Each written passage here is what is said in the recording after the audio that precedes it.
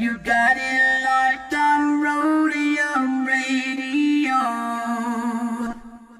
Due to circumstances beyond anyone's control, Dr. Dre is in the motherfucking house. So right about now, and I say, yo Steve, are you with me? ICE, are you with me?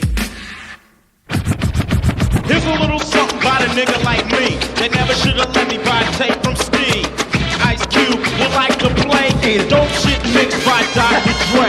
Since I was a youth, I like COMPTON. Now I like the motherfucking Rhodium. Buying a tape or two, that's what the hell I do. You don't like Tony A? Well, fuck you, this is a game, and I'm in it. Ice Cube will fuck you up in a minute with a right, left, right, making you sick. And then you see Tony A is on the mix.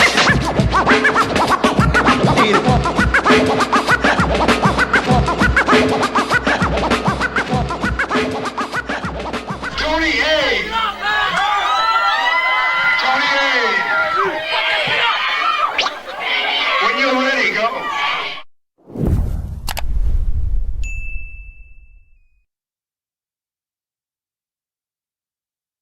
Welcome back, everyone, to Roadium Radio, episode 225. And before I introduce my very special guest, just got a few minor announcements. Once again, submit your music to Roadium Radio if you want to appear on Roadium Radio to receive an interview. Please do not send it to my DM. Do not send it to my inbox.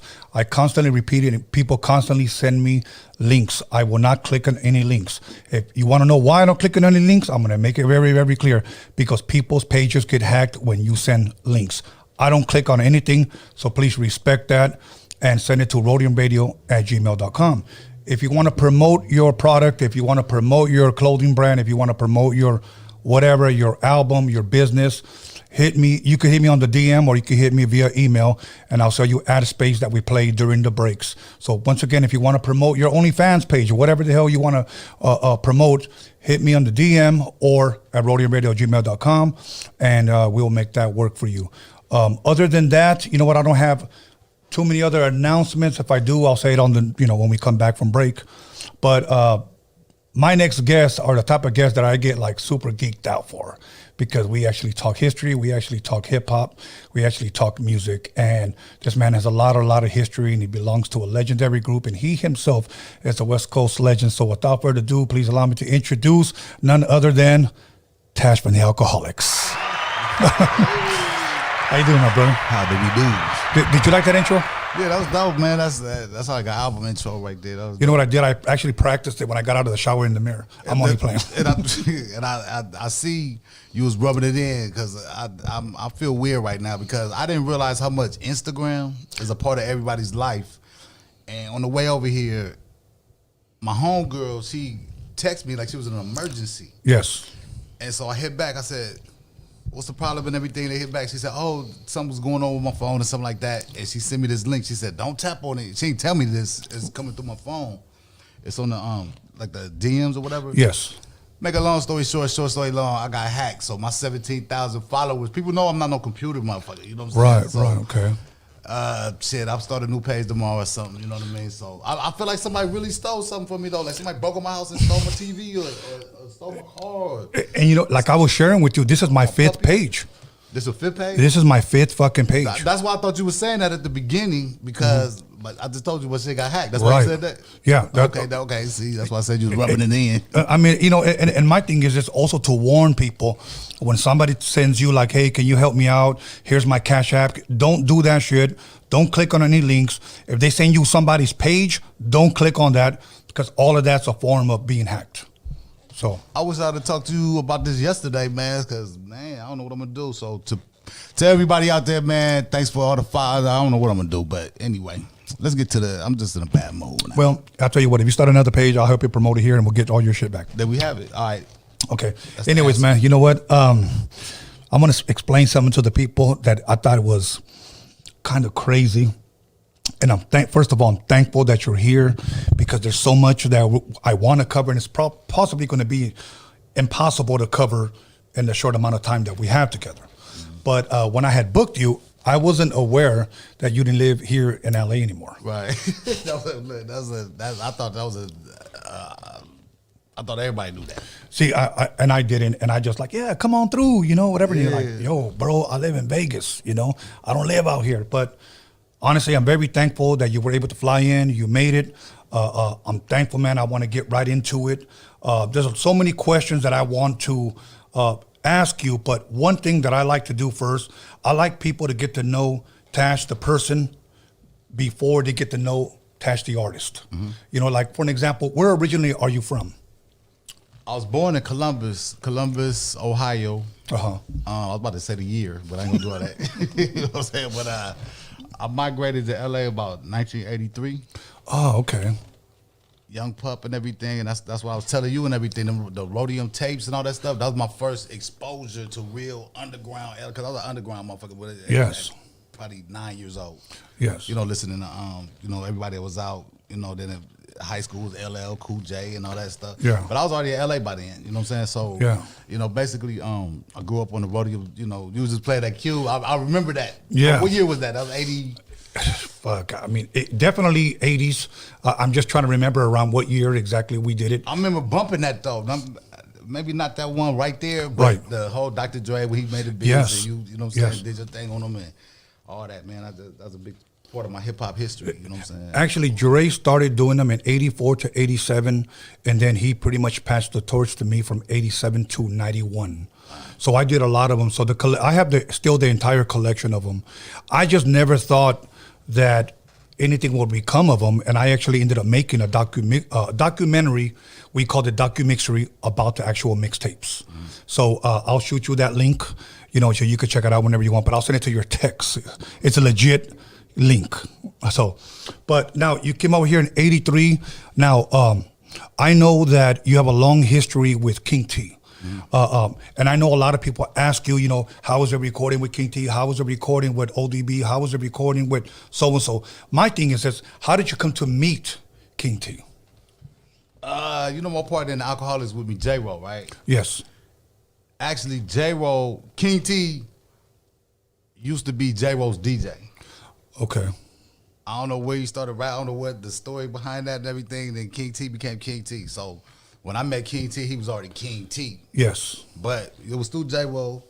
But really what sparked up the musical, I mean, I used to, you know, just hang out, you know, be a wall, you know, like a, what do you call it, wall fly, whatever, watching a fly on the wall. Yeah, fly on the wall and all that stuff. I was trying to get my little rap on in the corner and shit, you know, this and that. But how the whole musical relationship came about was because DJ E Swift, yes, and the Alkaholiks also,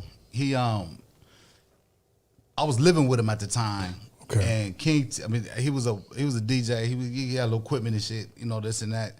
And he was DJing parties and shit all over the LA and USC parties and this and that. So I was like carrying his crates and all that stuff, and I would get into parties free because he was DJing. So he had a little, you know, DJ reputation. But one day he also was a hell of a barber. Like he used to cut everybody's shit. Oh, like, dope. He Swift on the cut. You know, that's what it's kind of inside joke because King T he needed a haircut because he's about to go on tour. I think it was remember the tour with Cube and Too Short? Yeah, yeah. And King T and all that? Yeah. And this and that. And King T, I don't know if he fired his DJ. I don't know what happened with him and his DJ. Uh-huh. Matter of fact, Swift said on Drink Chain, DJ Aladdin was his DJ at the time. But I was thinking Keith Cooley was. Remember Keith Cooley? Yeah, of course, yeah. Because that's who was his DJ on Wax. But in the shows, Aladdin was his DJ. Yes. And we was following Aladdin on the freeway to, I forgot who was going. Aladdin got in a car accident. And Aladdin was the hardest DJ at the time. But he couldn't go on the road with broke legs. You know what I'm saying? So, oh, shit. So by the grace, this is a crazy story because King T was on the phone getting rid of the DJ he had. And so he's looking around like, I need a DJ. And everybody was like, hey, man, you know Swift, he get down. You know what I'm saying? Yeah. And I guess Swift did a little demonstration. He said he was all behind his back and doing tricks and shit. King T hired him on the spot. And me and Swift and J-Ro, we already had demos and shit. Oh, okay. And King T, you know, he had been hearing them. I think he owned some of them and everything. But when he hired Swift to be the DJ, that automatically, we was in every place King T was going. Yes. And then we was King T's hype man. Me and J-Ro, like, we'd come out and we was young as shit. You know what I mean? We'd come out and hype up the crowd. Hype up the crowd, you know what I'm saying? And, Razkaz and my homeboy Dags was the dancers. You know what I'm saying? Oh shit, yeah. So people just started seeing all of us together, and King T like really had faith in us early, you know. Yeah, yeah. And you know, that's why I credit a lot of just everything that got to do with me rapping with King T and Ice T. You know what I'm saying? Okay, yeah, yeah. Them were the two people that told me I got something. You know, like it was a million rappers, and out of all the million rappers, they said we like him. You know what I'm saying? And that's dope. That motivated me to pursue. You know. Yeah. And, you know, Razkaz went to my high school. He's originally from Carson out here. Yeah. I interviewed him here. Had a great interview with him. I had an interview with King T here. That was a blessing. Much love to those guys. I remember the first time that I ever saw King T perform. It was 1988 at the Anaheim Celebrity Theater. We was there. Yeah. And you know who was DJing for him at that time? Aladdin. I was so fortunate because, okay. Wait, the celebrity, I'm about to cut you off. The celebrity, the one that got the circle around it? The one that turns. Circle, yeah, it turns around in the circle. Yes. I saw the DOC, where that's when he first came out with his Funky Enough single. He performed there. I got to see him. Then NWA came out. Then introduced Eazy-E. And then King T, he had Mixmaster Spade, rest in peace, up on stage. Yes. He had Pooh on the drum and he had Aladdin on the turntables. And they were filming a live video for Act the Fool. And after that, the headliner was Ice-T. He was promoting his Power album. So that was a hell of a ass show that day. That's crazy. So, but yeah, you know what? And I still have my ticket. I was backstage. I got to meet those. First time I met Jerry Heller back then. Okay. You know, I never met Jerry Heller before. Really? Never bumped up with. Never ever. Oh, okay. No, he was a cool dude with me. He was a cool dude with me. I mean, a lot of people didn't like him, but in return, a lot of people did like him. He got along with a lot of guys, you know. I was saying I didn't mean it because I was around a lot of that crowd. Okay. With the King T card, we was right. We was all that You know what's crazy about that? That at times where either I would have a couple of drinks with them or we would go out to dinner, I would ask them stuff, man. Like I would really ask them because Audio Achievements ain't too far from here where NWO recorded all their stuff. And through my manager at the time, Steve Yano, he used to take me. So it wasn't that far. So I was there when they were doing a lot of their recordings. I actually recorded High C's, half of the album, Audio Achievements. And I would see Jerry there every once in a while. So I would ask him, hey man, so what happened with it? And you know, he would tell me his side, you know, and then I would hear everybody else's side or whatever. But I kind of just try to stay away from all that because I know that he was accused of a lot of shit. So, and they're no longer here. So rest in peace, everyone. So you know what? Here's an interesting question, at least for me, because interviews like this, sometimes I know a lot of crowds submit questions, but me, I want to know at what point, or how old were you when you said to yourself, man, I think I can, you know, I think I can write. I think I'm pretty good. I think I want to rap. But the reason why I share that, I was 11 years old when I knew I wanted to be a DJ. Wow, that's young. But I wasn't 11. But I remember. I kind of remember when I started rapping, like trying to take it serious and everything. Is when E Swift brought back the. I got a chance to tell the story to Biz Markie, but Biz Markie came out with this Make the Music With Your Mouth Biz. Oh, that's a fucking amazing song. And the beat was so hard. Like the beat was a life-changing beat. Like I don't know what the hell, it was like it hypnotized me or something, man. That's the first time I sat down. No, I take that back. I was rapping before that. But that was the first time I sat down and wrote a rap, memorized it, and then I said it to E Swift, and he was like, man, that shit is hard. You know what I'm saying? Like, yeah. It looked like, I think I surprised him because when he did his parties, the next couple parties he did, I got on the mic and just saying that rap. And that's why I thank Biz Markie, because we did like a whole tour, just LA. We would just go party to party, and he would just throw the Biz Markie record, and I had one rap, so I'll just say that rap. And then we'd come back next week, and the crowd would know some of it. You know what I'm saying? Right, and this right. and that, it just started a little buzz, like before mixtapes and all that stuff, you know what I mean? We was just going party to party. I carried the crates in with, you know, just to be by the DJ, because they didn't know who I was, so Swift was like the star, you know? Right. That's when the DJs got the, you know, the yes. girls and shit, so I'm hanging with him. So nobody gives a shit about a DJ. He was looking at me like, who's this, you know, and this and that. And, you know, the buzz started building about this group.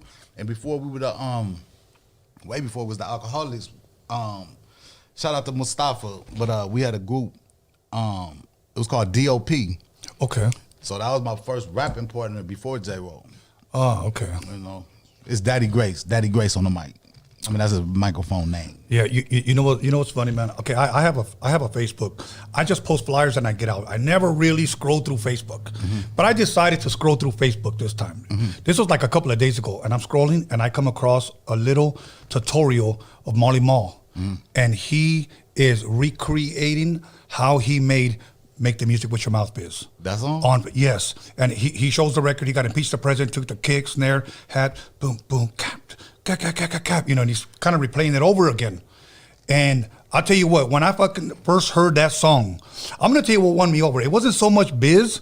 Remember TJ Swan? Make the music. If you listen to our third album, I want to say Liquidation. It was on Liquidation, one of those. We got the real TJ Swan on it, singing that part. You know what I'm saying? Shit, dude. No, I take it back. He's singing the part where go, I ain't gonna sing the shit, but it go, you know the part we go, how's it go, nobody beats the biz. Right, he came with all, he said, nobody beats, hold on, I forgot how the shit go. Nobody beats the licks. How's it go though? How's the rhythm go? Nobody beats the licks. Yeah, nobody beats the licks. I ain't heard that song in a long time, but we I still be bumping that shit, and my homies don't like that. Like, bro, stop playing the Fat Boys. I like this shit. Because we was gonna do the hook. Just do it. You know what I'm saying? Us singing this shit like you know, I forgot how this shit go now, but we was gonna do it ourselves. And then Swift, he looked up. I don't know if he looked up, but he got in touch with Marley. I think the story go he got in touch with Marley Marl first, because Marley Marl did that beat to the symphony beat. Yeah, that's a fucking dope ass. And the beat. tripped out part about that is that nobody realized that the song we did with ODB, when it goes, yeah. If you look at the old Symphony video, yes, that's the intro music to the yes. When everybody's video. walking into the bar, everybody's walking in. That's the beat that plays. E. Swift heard that shit and he said, "Man, I'm about to loop that."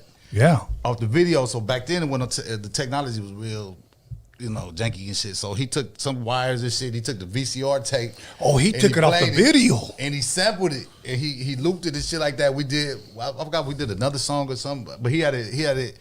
You know, this and that, but it was like hissing because it was real low quality because he took it off the VHS thing. Yeah. And he bumped into Marley Marl somewhere and said, "Hey man, I looped that beat, you know, the one from the symphony, you know, whatever." Right. And Marley Marl just said, "I still got it, nigga." He sent us the files, you know what I'm saying? Or the reels or whatever the shit was. And so we used the actual beat, no recreation or nothing that was on the video. You know what I'm saying? The beginning of the video. So you know, that shit ended up being one of See, that's the type of shit that geeks me out, bro. Like, I love to hear these kind of fucking stories. I know you ain't know that though. That was the beginning. No, I knew it wasn't, but I didn't know he gave you the actual. Yeah, he gave it you know, up. Like I knew that shit. He ain't give it up for free, but he gave it up. Though. Okay, cool. Here I was thinking Shout it was out free. Marley Shout out Molly, the bully. And shit. But damn, I thought he gave it to you for free. Shout out High C too, man. I see you on the wall in the next row. We hang out. I hung out with him. Yeah, that's my boy right there. Man, I've been knowing him. He was 16. He was still going to Centennial. And it was funny, man. I told him this story live. I said, "Man, when I first heard you rap, I didn't think you were that good." And he goes, "You did it?" And I go, "Nah." That's a fucked up shit to say. Yeah, I know. So what happened was, here's where he won me over. What's up? He says, I got a show to do at Centennial. You want to come DJ for me? And I said, all right, cool. But the way I saw him interact with the crowd. When I first met you and I seen you DJ, you wasn't that good, man. I know. No, fuck. Let's see how to sound somebody's blind side. No, but you know what, man? The way I saw him interact with the crowd, that's when I said, okay, this guy's got something. That dude funny, man. I like him. Yeah. I don't know him that good. Oh, he's fucking hilarious, bro. Not your puppet. Yeah, you should have seen the interview that we had. We celebrated our 30 years, December 10th, 1991, 30-year Time album. flies, huh? That's right. That's right. So, okay. So now you guys are opening up for King T. What's the next move? How did the next member of the group come together where you guys actually formed the Alkaholiks? Like I said, we had a group called DOP. Yes. And then that didn't work. I mean, I ain't said it didn't work. We just, kind of was doing our own thing. And then me and J-Roll, we started doing these demos together because Swift was like the main, he was like the analogy, RZA, Wu-Tang. Yes. He was like the backbone of the whole shit because we had all these MCs and shit and people coming and going. And, Swift, he was doing J-Roll's I think he was doing a demo or album or something for J-Ro. Okay. And then he was doing my shit on the, along with that. So then he had this one song over the, it's funny because probably my favorite beat ever, the Roger Troutman More Bounce. Yes. And he did a song, we did a song called I Gets Funky. Me and J-Ro was shit. And the funny part was that we sounded so different. It was beautiful, you know what I'm saying? Yeah. Because everybody was rapping the same, and he was like, which one of y'all is that? You know what I'm saying? So it turned into, do I got to be up on the mic for you to hear me? Oh, you can start like this. All right, cool. So J-Ro and me did a song out there. Like, we started doing more and more shit together because people was liking it, you know what I'm saying? Like, we never started out saying, let's make a group and all this. That wasn't the case. We started getting a lot of feedback from our friends, from the parties we was rocking, because everyone was getting on the mic too, but on break beats though, because we had no demo, we had no studio time, we didn't have none of that shit. So, we started off just MCing, Yeah, it's funny you mentioned the break beats because I still have my ultimate breaks and beats. That used to be the shit Swift used to play when we started rapping. Yes. I remember that. It's that ultimate break beats and it had like 10 dope ass beats on it. Yes. The creator of those is a guy from New York, Breakbeat Lou. And that's Lou, man. Please refollow me. You know what I'm saying?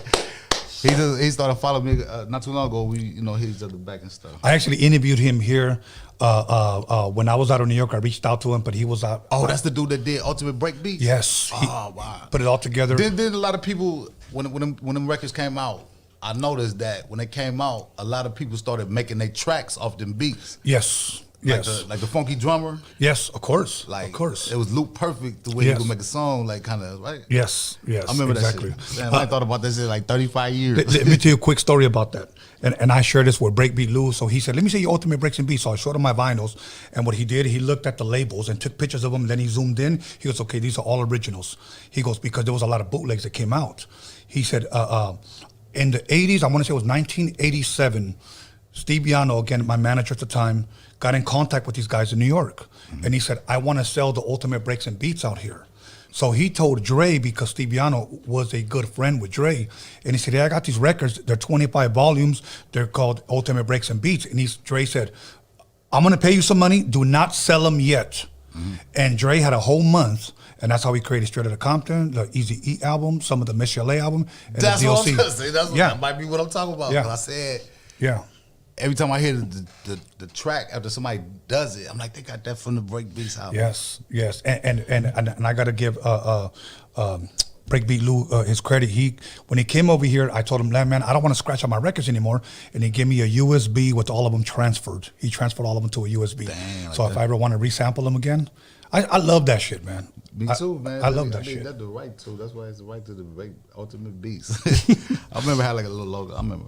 So, at what point in time do you remember the year that somebody, that King T, if I'm correct, said you guys are going to be called the Alkaholiks, and from that point on, you guys started recording together. Do you remember around what year that was that you guys he actually called you guys or labeled you guys that?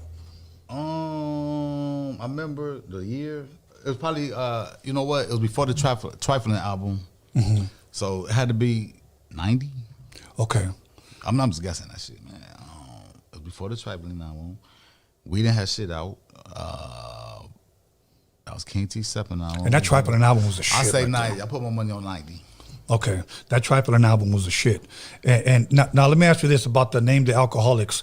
I already know that you guys lived up to it, but so now, but for the public's sake that may not know why you call it Alkaholiks, it's pretty much self-explanatory. Yeah, we tried to. I mean, you know, it's King T when he said the name the Alkaholiks. I thought he was joking. You know what I'm saying? Right. And then he had like a breakdown. I forgot. That was a lot of beers ago. Let me think. I know King T did like this. He said he gonna call us the Alkaholiks because he said once you hear that name, you'll never forget it or some shit like that. I remember the story I have in my head. Everybody say, "Nigga, you drink too much," because it didn't go down like that. But I remember we was in the club. And all we used to do is, like, remember we was talking about Water the Bush and we was talking about Unity, yes. We was talking about all these different spots we used to all hang out at and everything. I remember that we used to have these sections where we'd just be all, me, Tila, all of our homeboys just in one section, and we ain't this back when people used to dance and shit. You know what I'm saying? Yes. Like Prince Club over there. What's it called? A Vertigo, if I'm correct. Vertigo and all that. But like we hung out and just got drunk in one corner and just you know slap girls in the ass when they walk by and all that. You know. And I remember some girl. I mean, this is the story I had in my head. Some girl walked by and she said, "Y'all bums or something like that. Y'all over here just y'all ain't doing y'all look like a bunch of alcoholics." And that's what I remember because I remember we came back that night and Tila was like, maybe I got the story fucked up, but I remember this. But Tila was like, "I'm gonna call y'all the alcoholics." Okay. You know, but I don't know. I told you I drink a lot. I mean, I drank a lot back in the day, so you know. But that was dope, though. You know what? Because I still remember a lot of like alcoholic skits, especially on the Trifling album. Yeah. You know, I remember that, and that's why it's the biggest, like one of the biggest. Like I used to love to go to the studio when they was doing that. A lot of that shit had to do with Pooh, man. Pooh. Yes. And watching him put like the sound effects and shit and all this and Swift put, you know what I mean? Like whatever it was, like they could create a scene and shit. And I thought that was like some amazing shit. It is day, because you know? it's a vocal visual that they're giving you. So when you're hearing it on CD or cassette, you're actually seeing it. I shared this with King T when he was here. When I first met him, and it was 1987. I was doing some scratching for Jinx. He was probably about 16 at the time. Shout out Winksy. Yeah, and he was producing a song for Dazzy D. Dazzy did. Yeah, I ain't seen him in years, man. Dazzy at the same clubs and shit. Yeah, Dazzy used to be there. And the owner, Calvin Anderson of VIP Records. Thank you. Yeah, I interviewed him. I had the pleasure of interviewing him here too. Calvin gave me a billboard one time. No shit. Yeah, cause he remember he used to put the billboards on top of the VIP. Yeah. He did one for my album Rap Life to promote it. Yeah. But what I didn't know is that all the albums that you see on the front and everything, right? As soon as the album is outdated or whatever, they switch it to a new one. They just bring it down and they spray paint a new one on top of that. Oh, wow. So they don't get a new board and all that shit. So I don't know if I think my mama called him. Yeah, I think my mom called him and said it was my birthday or something like that. Mm-hmm. And I don't know if he sold it to her or something like that. But he said just take it. But it was hella classic albums underneath that though. You know what I'm saying? Oh, okay. So I mean, that they painted over, right, and shit like that. But anyway, make a long story short, he gave me this big ass billboard, the ones that's actually on the side of VIP, and I just took it home and just put it on my wall like a big ass billboard. You know what I'm saying? Somebody stole it. You know. So we go to Echo Sound, and we're recording that song there, and I do my scratching and stuff. And when I walk out, I see King T, Pool. King T's cupping a squat, and we probably got out about 11. We did like a 3-hour session, and he was already drinking. Like, yeah. He's still the alcoholic? Yeah. It was 11 o'clock, and he was laughing, and he was already drinking, and I was like, damn, I guess it is true. Yeah, you know, but this guy do be drinking. Really, when you live this rap life and shit, you know, no excuses and nothing like that, but when you don't have to report to a boss and you ain't got to be up early and you ain't got to do this, you know, we was young then, you know. Right. So if I was there, I probably would have been drinking with him, you know. Chances are. But, you know, we didn't have no schedule. We didn't have no time clocks to punch, you know. Right, so right. We just did what we wanted to. You know what's crazy, man? We got a couple of minutes before we go to break. I could never, as much as I wanted to, I could never drink during the fucking day. I had to wait till it got dark. Then I feel like a vibe. Okay, cool, I could drink. And then that's when I started producing. Okay, or started cutting and scratching. Mm-hmm. But I tried drinking like maybe 12 o'clock in the afternoon with some lunch, and my ass would go to sleep. I could never do it. And I could drink my ass off. Ain't for everybody, you know? Yeah, exactly. So, but one thing that I do know, you guys used to make a lot of songs for St. Ides, St. Ides Beats. So now let me ask you this: what's better, St. Ides or 8 Ball? I mean, you know, I don't drink no more, but back then it was just, I mean, I like the Old English, you know what I'm saying? Okay. Back then. You know, I tried drinking, because all my homies drank Old English. I tried drinking that shit. It felt like I was drinking unleaded. Yeah, I don't know how we did it because, you know, here's the bottom of the barrel, scrapings off the bottom of the barrel and all this shit, but we had a sponsorship with St. Ides. This is what made me not like St. Ides. I think we drank too much of that shit because King T had a sponsorship where anytime he run out of beer and shit, you know how they put the back of the big ass semi and shit with the dude with the carts and shit and everything. He would just call us, say, hey, we out. And they would just come with this big ass, I'm telling you who would be there too, rest in peace, Anthony, A.J. Lil Anthony Johnson. Yeah. Oh yeah. Ezel. Ezel. He's the Ezel. He's to be there with us. But they would have a man actually, you know, stock the cases like they stock at a store. You know what I'm saying? Yeah. So people would come up our house just to drink, get this shit out of here because we had too much. You know what I'm saying? The whole wall was like St. Ives wallpaper, but it was cases. 1240s in it. It was high. It was crazy. Like, and you know, Tila drank a lot, so they was always re-upping it or whatever you call it. You know, out here, the only I used to drink St. Ives back in the '80s and King Cobra. That's what I used to like. King Cobra, I think had like the red sticker was like a 149 or some shit like that. But if you look at it, that's really kiddie beer. You know what I'm saying? It's the cheapest shit. It is. You know, this and that. But it gets you fucked up. Yeah, but it was like a culture. Somebody was mad at me. I mean, I'm not mad. I take it back. Somebody left a DM and they said, "Yeah, I saw. I think there's some of the Drink Champs or whatever. Saw you guys used to do the St. Ives commercials and something like. How do you feel now that you helped destroy the black community and all this shit, man?" And I'm like, man, I didn't know what to say. Shit. I was like, damn. Whoever that was, later don't think they know who I'm talking about if they see this, but I really was like, damn. I mean, but now, I mean, I destroyed the black community. We live in a generation that doesn't give a fuck, but is easily offended. And you can't say nothing or do anything because somehow you're gonna offend somebody, you know. But that's just the way it is today. So yeah, but it's ways to get. I mean, you don't have to. I don't like when people offend people. You know what I'm saying? But like, you know, there's ways to say shit. Right. With, you know, I don't know what I'm saying really, but you talking about the gay people? No. Oh, no, just anybody in general. I'm saying. I just anybody in general. I thought you said people get offended. I said, like, you ain't gotta. Okay, never mind, man. No, like for an example. I'm still thinking about my goddamn IG getting hacked, man. My mind is. It's all good. Let's go to commercial, and then we'll be back in about 10 minutes. Okay, everybody. Once again, call somebody, text somebody, slap the shit out of somebody, and let them know that Tash for the Alkaholiks is in the motherfucking building. I'll be back in 10 minutes. I'm gonna take me one of them long ass 8-ball pisses. Hey, how you doing? It's me, Little Easy E, Eric Wright, and a lot of you know me, know I like to smile. And to thank for my beautiful smile, I want to thank Occidental. That's Occidental Hollywood. So check this out. For all your dental needs, be sure to come to them because they'll be there to take care of you. That's Occidental in Hollywood. Check them out.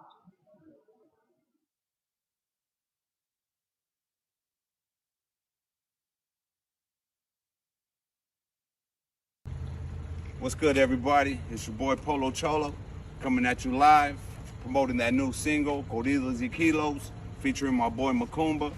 Shout out to Rhodium Radio for having us on the podcast. Look forward to that Narco Polo album dropping on 420. Go ahead and hit us up on that Instagram, Polo Cholo.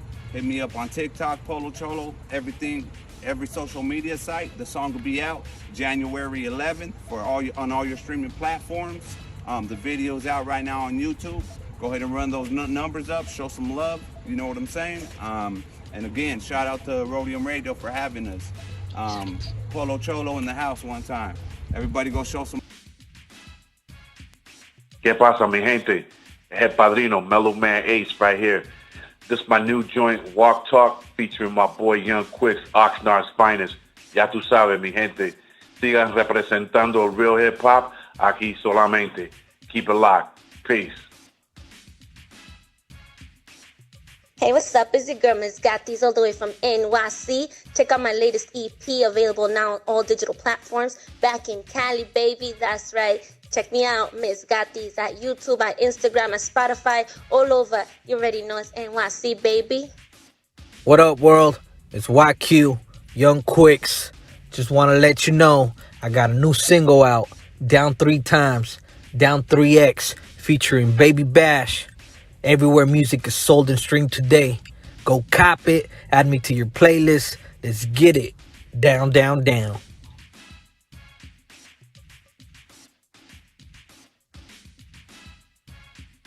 Since 2006, Delta 9 THC has been supplying the Los Angeles Harbor area with premium quality cannabis products for both medical and recreational users. Delta 9 is located in Wilmington, California, next to the Port of Los Angeles, just a short drive from Long Beach and South Bay cities. Home to the Pistol Peaks brand, you can expect premium indoor cannabis flower that is locally grown, lab tested, and safe for your consumption. Our highly trained team of cultivators ensures we rotate only the best award-winning genetics in every jar, including our top-selling ETOG. Here at Delta 9, you can find your favorite industry-leading cannabis brands and a wide selection of cannabis products ranging from cannabis flower, vape pens, edibles, concentrates, topical and tinctures, and more. Come visit us in the city of Wilmington at 824 East Anaheim Street. Mention Tony A and get 3/8 of our Pistol Peaks flower for $100. That's 3 exotic eighths for $100 with tax included. You can't miss.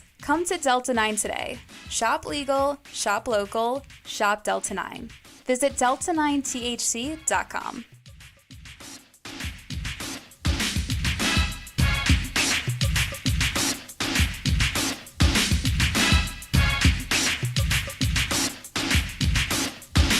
Hey, what it do? It's your boy Cap G. Subscribe to Roadium Radio, hosted by Tony A. the Wizard. Yes, sir. Yo, what's up, y'all? This is King T chilling on Roadium Radio. Tune in, subscribe every Sunday and Wednesday. Fucking with my man Tony A. the Wizard. West up, this Lazy Dub, and you're tuned in to Roadium Radio right here with Tony A. the Wizard on every Sunday and Wednesday, 7 p.m. Make sure you like and subscribe that. Hey, what's up, guys? I'm right here, Loco Negro, Tony A, Roadium Radio. Tune in.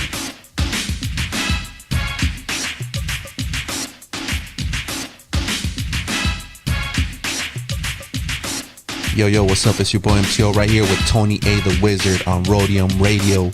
Make sure you like and subscribe and tune in every Sunday and Wednesday. What's up, everybody? It's your homegirl Lovely, and I'm right here at Roadium Radio with my boy Tony A the Wizard. Make sure you subscribe and check him out every Sunday and Wednesday. It's Nina Barretta with Roadium Radio and Tony A the Wizard. Tune in Sundays and Wednesdays. Like and subscribe. What's up, everybody? This is the Puppet Master chilling with El Triste. Follow and subscribe to Roadium Radio with Tony A the Wizard.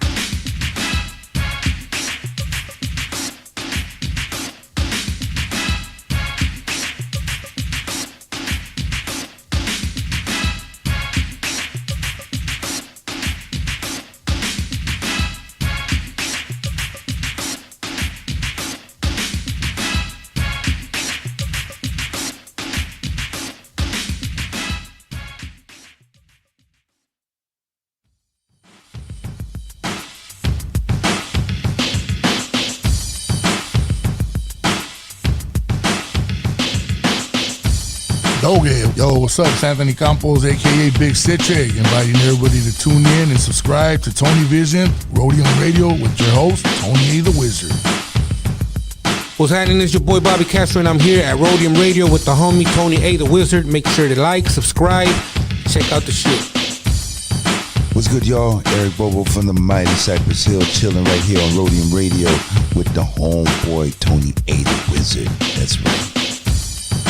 Hey everybody, this is Cliff Ritchie, and I'm here on Roadium Radio with Tony A, the Wizard.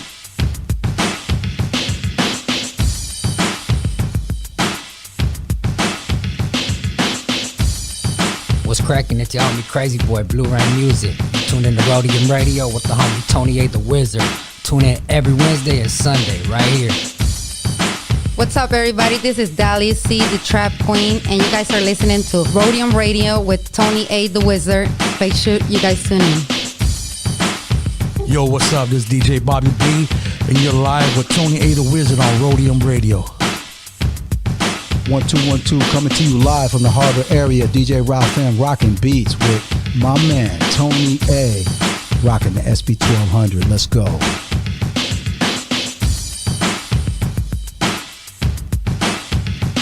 Yo, what's up? This is DJ Yella coming straight out of Compton, Roadium Radio with my boy Tony A the Wizard. Check him out. Hey, what's up? It's your girl Miss Gatis from NYC. Andamos aquí with Tony A. the Wizard at Rhodium Radio. You already know how to bring the NYC love. Hey, shout out to all of you guys. Hey, what's cracking? It's that Guilty One. You're tuned into Rhodium Radio with Tony A. the Wizard, live every Sunday and Wednesday at 7 p.m. Like and subscribe. What's going on? It's Hazard. You are tuned in with Tony A. the Wizard on Rhodium Radio. Make sure you tune in every Sunday and Wednesday at 7 p.m. Like and subscribe on YouTube.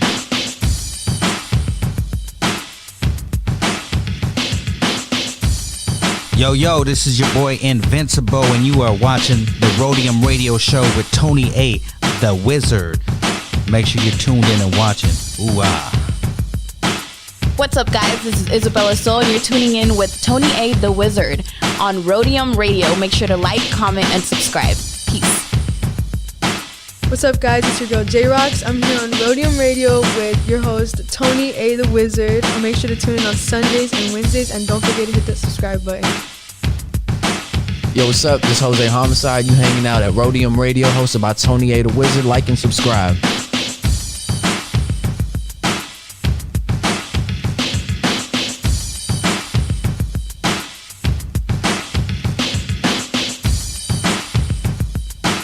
All right, what up? It's your boy King Cash right here at Rhodium Radio with the homie Tony A. the Wizard. Make sure you guys subscribe. Yo, what up? It's your boy Trouble P here at Rhodium Radio with your boy Tony A. the Wizard. Make sure y'all subscribe and tune in. West Coast. Yo, what it do? This your boy, Big Havoc. One Hood Admiral, South Central Cartel General. And you're tuned in to Rhodium Radio with my boy, Tony A. the Wizard. Stay locked in. Hello everybody, this is Rocky Padilla, and you're listening to Roadium Radio with Tony A. the Wizard.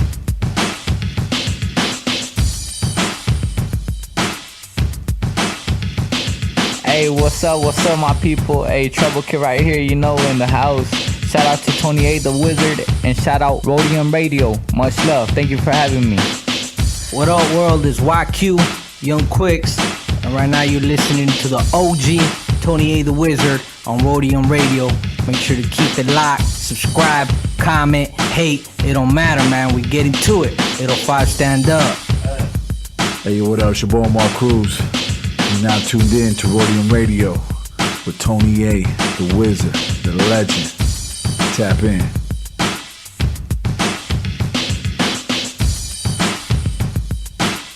What's happening, everybody? It's your boy Queenie. You're tuned into Rhodium Radio. Check my man Tony A. the Wizard every Wednesday and Sunday. Stay tuned. Comment, like, subscribe, all that good stuff. You know what it is. What's up, Pippin?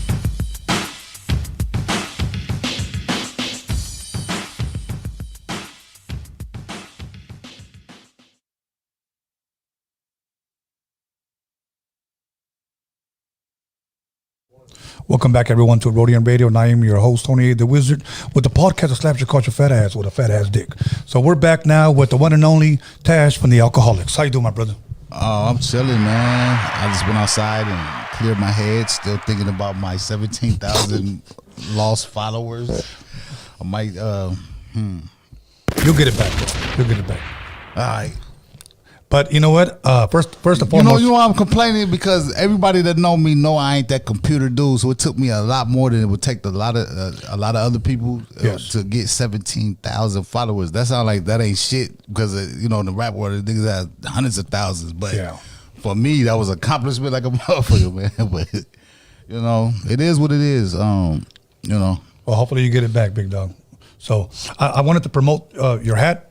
Yeah, Live Victorious. That's the company, that's the brand I'm co-owner of and shit. These are just shameless plugs, man. I own part of this company too.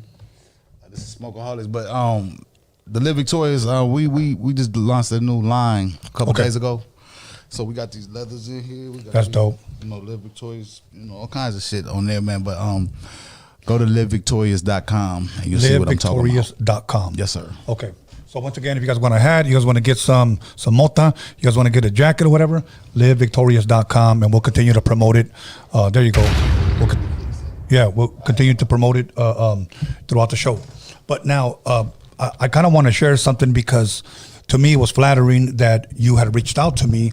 It was 2019 on Facebook Messenger, and you had said something along the lines of, hey, I learned some shit. Here's my number. Give me a call whenever you want. I saw you on the Soren Baker interview. And I'll tell you what, it took me a lot to open up to Soren because, but he had asked me and he had touched on something that nobody had ever asked me before. So I kind of got a little emotional when I shared it with him because I started music, I want to say production from 87 to like, I want to say 2002. 2002 to 2017, I went out and got a damn job. Okay. Only 1 year in 2006, Quick was working with AMG and they were doing that Fixers album. So he asked me, you know, you want to come DJ for us? So I said, all right. So I went ahead for 1 year and I toured with them. And then it was all, once again, drinking, partying. I just said, fuck all that shit. Went back to my job. So I was working at Rouse in the city of Compton 15 years. It wasn't until my manager had passed away that I decided I'm going to try the music thing again. So to get a message from you saying, I saw your interview, I learned some shit. First of all, I want to say that I look up to the whole alcoholic. Let me just say it, phenomenal. I love your guys' music. So to have somebody like you reach out to me was truly humbling and flattering. So, and I had your number right there, and I used to always think, what would I call the guy for? I want to talk to him, but I don't just want to say, hey. You know why I did that though? Is because like I like when people do that to me. You know what I'm saying? And the reason, I know Soren too. Soren, you still owe me an interview too, motherfucker. Don't think I forgot. You say, yeah, we gonna do it next Friday. Yeah, okay. But now Soren, he do the gangster, what's it called? The gangster. Oh God. The history of gangster rap. History of gangster rap, yeah. But that's my peoples and everything. But when I first moved to LA and everything, like I said, those Rhodium tapes and everything, that was a big part of like the type of shit I want to hear. You know what I'm saying? Yes. So your name was in it, and you know, countless other names was in it and everything. So it's like I heard the name so much, and I didn't know what happened. You know what I'm saying? Yes. So when I saw you that one time, I said, let me get this dude his flowers real quick to see if he because I see with me being from Ohio. I probably did more LA shit than a lot of these LA motherfuckers. You know what I'm saying? I was 13 when I moved out. I'm 50 now. You know what I'm saying? Yes. So around 50. But what was I saying? The nicest thing I think you could do to somebody is acknowledge them for the shit they did while they, like everybody say, give flowers. You know what I'm saying? Yes. And I called you before, I might hit you before the term was real popular. You know what I'm saying? Yes. I was just like, man, I grew up on that name, da-da-da-da. I'm sure if he a DJ and he from LA, he heard of the Alkaholiks and everything. Yes. Let me build that. Let me just reach out to him. Yes. You never called me back. But we here now. You know what I'm saying? Yes, sir. But the reason I did that is because we was looking for a deep. No, I'm just playing. I was playing. But, shit, I was playing. But nah, man, you a dope dude and shit. And you still are a hip hop person, even with the bullshit that's going on. Where this is what everybody always asks me what I think about the music that's going on right now. You know what I'm saying? I'm evolved with the music, but I ain't gonna change my style. You know? Yes. So I just think that the only thing that pissed me off is that when we was kids, I mean not kids, but you know, going to the clubs and shit early in LA and everything, I remember during the course of the night they would change the sound up. You know what I'm saying? Like they'd play an NWA song. Right. Then they'd play some whatever else from New York, Big Daddy Kane or something. Right. Then they'd play some woo woo. Then they'd play some older than that hip hop. Then they play some R&B and shit. Then everybody start dancing slow. Remember them days? And yes, shit? Yes. I'm about to bring it back because me and my man Arlene right here, we about to throw this club on Saturday nights. We already got one called Now or Later. It's in Hollywood every Friday. When I get my Instagram back, y'all can go there and see where it's at. I'm still thinking about the motherfucking Instagram. But anyway, like I said, you know, that's what we're gonna bring back. We're gonna play the dope. We're gonna play the dopest shit. You know what I'm saying? Yes, no matter if it's a kid, you know, if it's a 20-year-old making it or you know, 40-year-old. You know what I'm saying? You know, if I can request certain songs, go back to playing at least one or two slow songs. But I'm gonna bring it back because I mean I think that's the element. See, when See, the materialistic shit that's going on right now. I know. The chicks like that, so they go to that. You know what I'm saying? This and that. You know, I'm gonna have people with money up in there, but we're gonna make the rules different. You know what I'm saying? Yes. We're gonna bring back all that good shit. I went to a not a kiddie club, but I went to like a new type club and everything. And there wasn't nobody dancing. Only thing was just niggas standing on the couch, just throwing champagne up and doing all this. But wasn't nobody move, but wasn't nobody dancing. You know what I'm saying? It is and that. But no, back in the day, I ain't saying I'm no hell of a lover boy dancer or no shit like that. But I think that's what bring the chicks out, man. Yes. And you know that's what the people, you know, I'm gonna bring a whole different element to LA. That's dope. That's dope. So you know, my brother used to DJ at a club in Long Beach called Grand Central Station, and this is like during the time that, remember the deal with like Body Talk, Prince, Let's Work, you know, the Barcades do it. It was during that era of the '80s, and then every once in a while, close to the end of the nightclub, when it was about to close, he would play a slow song, and that's the first time I ever heard of fucking "Do Me Baby." And I fell in love with Prince. You know, so Prince is like my dude. So play at least one or two slow songs. Yeah, I'm gonna take it back to the old LA shit, man. Hell yeah. Like, okay, now Water the Bush. Now let me ask you this, okay? Your album drops. Your first album drops 1993. Right. Okay. I know the answer already, but I'm asking for the fans. It drops. What was the response that you guys were getting back when your album dropped? It's just 21 and over. At that point, we had really traveled a lot, so I didn't really see the impact of the country and shit. You know what I'm saying? But LA, man, it wasn't no beating that feeling, because one, it was around a time where the industry, I'm not gonna say it was watered down, but it was more like, how do I describe it? It was real popish, right about then. Yeah. And we were coming in on the hip hop shit, and people was accepting it, you know. And when you get a lot of compliments from your peers, and I'm talking about before the social media likes and all this shit and everything, when people coming up to you like, man, that shit right there, you know, it ain't no beating that feeling. We felt like we won the championship, you know what I'm saying? Like, and you know, it was unreal, because I think we was I'm trying to think of our age group. I mean, how old we are then. We're then. But we really felt like rap stars. You know what I'm saying? Like, we were watching all these motherfuckers like Big Daddy and all these guys and shit. And then all of a sudden, you know, all this shit get landed on us. Right. And now we driving Benzes and Vets and apartments and lofts and all this shit and everything. And it was overwhelming, because I knew that it didn't start there, man. We put in a lot of work. We put in 12 years before that. No, it wasn't 12 years. I'm tripping. 6 years. Yeah, but you guys pay dues. Yeah, but a lot of that was through King T though too. Yes. You know, because if King T's a superstar, and we ride with him, they want to hear what we got to say too. So that helped. So I always give it up to King T, man. Like, absolutely, take it back to him. Absolutely. You know, now let me ask you something about this generation, because we live in a generation now where people. You could be pretty much, and I hate to even use this word, but for the sake of the conversation, you could be pretty much a nobody.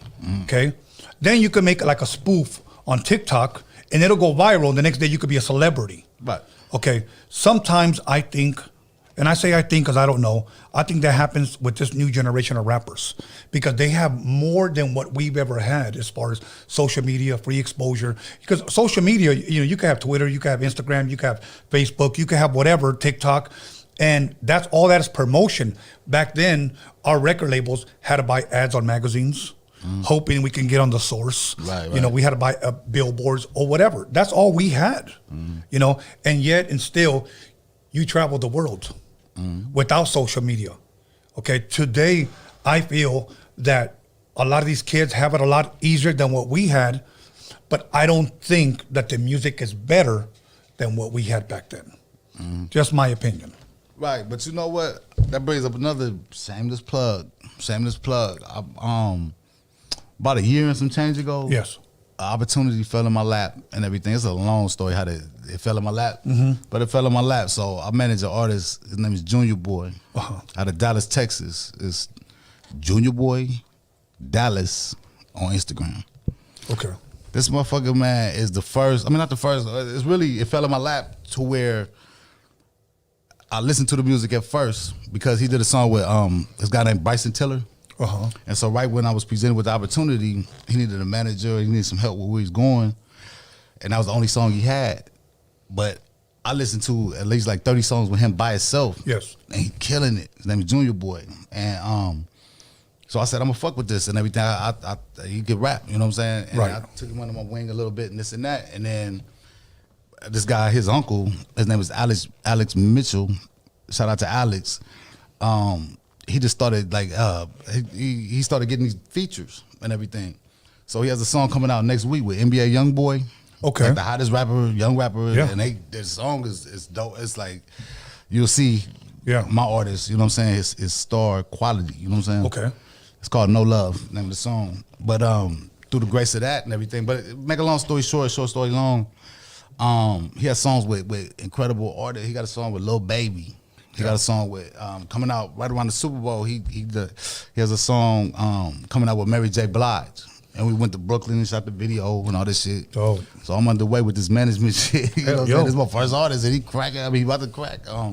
But what the point I was trying to make was that he's a young artist with the new type, you know what I'm saying, trap beats and all that shit and everything. He has a different sound though, but he impressed me, you know what I'm saying? Right. And he's a hard worker. He writes every day. He does all the stuff we ask him to do. You know, he's very Are you a fan of trap music? Yeah, it depends on the. I like this dude. I just heard him the other day. ISG or something. I like this one song. I forgot the name of the motherfucker, but I saw it had 17 million hits, so I'm not alone. You know what I'm saying? Like, yeah. that might be one of the hardest beats I heard. He got the Lil Baby on that one too. Okay. Now I'm gonna ask you 2 questions that I ask every artist that I interview, and pretty much this one is for me. Okay. I know you're a rapper. I know you're an artist. If you would have asked me who are some of my favorite DJs, I can tell you. So I'm going to ask you, who are some of your favorite artists or groups? Let's start with the East Coast. Give me your top 5 artists or groups. Man, I know some of these dudes, man. I can't do the top 5 thing, man. But I mean, you know, I like the Lots right now. I like JEDI Kids and they group chemistry. 'Cause I like groups, you know what I'm saying? Okay, groups. You know, when you hear a whole album of one motherfucker, you know, it's like, Right. Like, okay, we got it. But you know, okay, the Locks, that's one. What we doing, groups or we doing the people? Whatever you like. You can mix them up. Oh man, shit! You asked me too quick. I probably would have to say I'm a big damn, I can't think of nobody, man. I'm having who the fuck do I like for the? We talking about East Coast or West Coast? Right now, just East Coast. East Coast. I like Redman's. Okay. I like who else I like, man? There's so many. My brain is cluttered. Rest in peace, one of my favorite artists that ever touched the microphone, MF Doom. I bump a lot of MF Doom lately. Matter of fact, I got a song with Curious. Curious coming out. We're gonna shoot a video and all this shit. But I can't think of nobody because it's too many people. Okay. You know. Okay, let's switch it over to the West Coast. If you had to give me your top 5 either groups or rappers. Wow. I know I kind of put you on the spot because you That's know what I'm a lot saying. of people. Yeah, but I've been here since the 80s. And so I probably know 500 rappers that I like.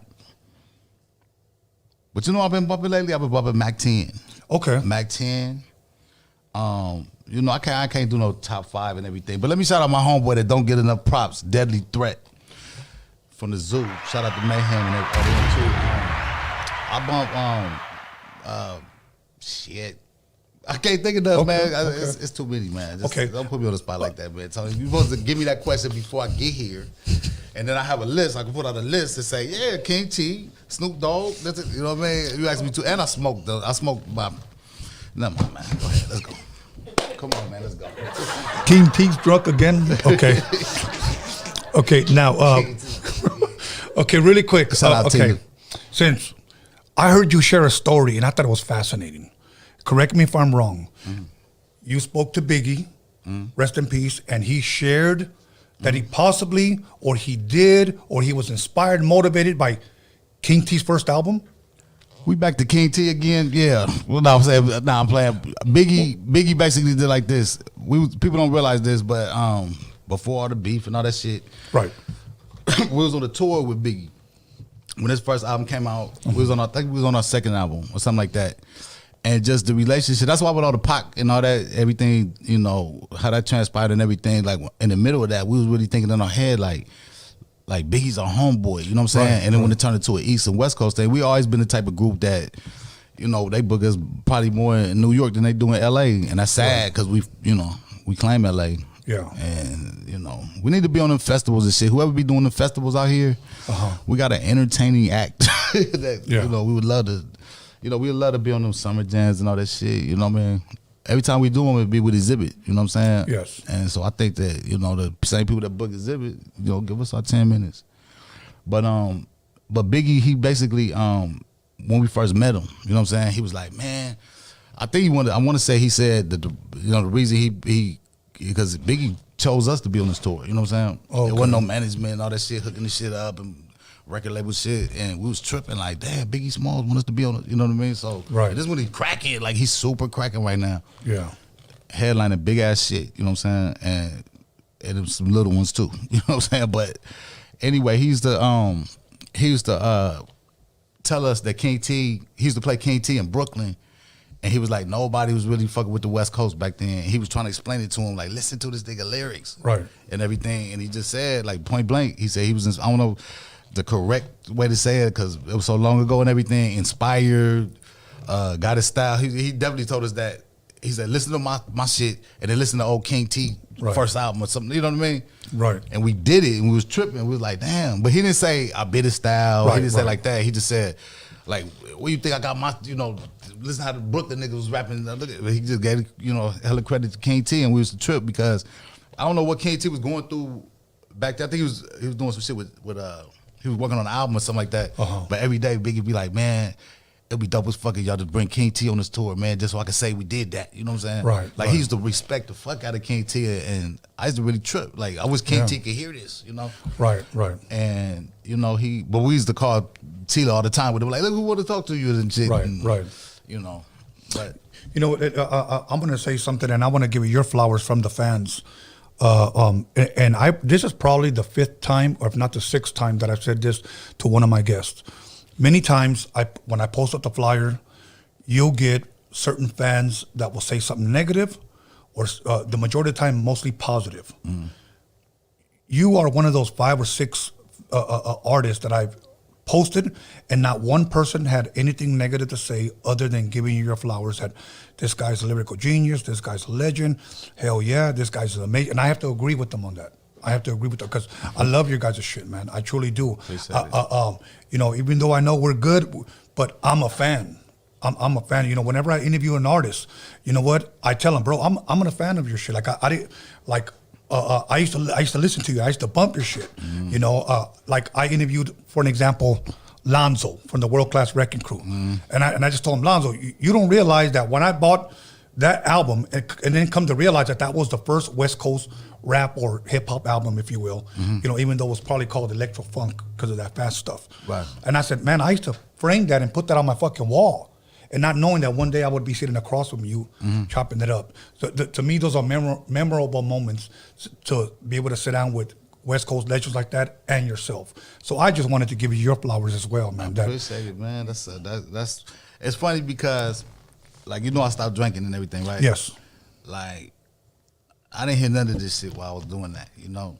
And ever since I started drinking, it's like everybody is noticing the difference.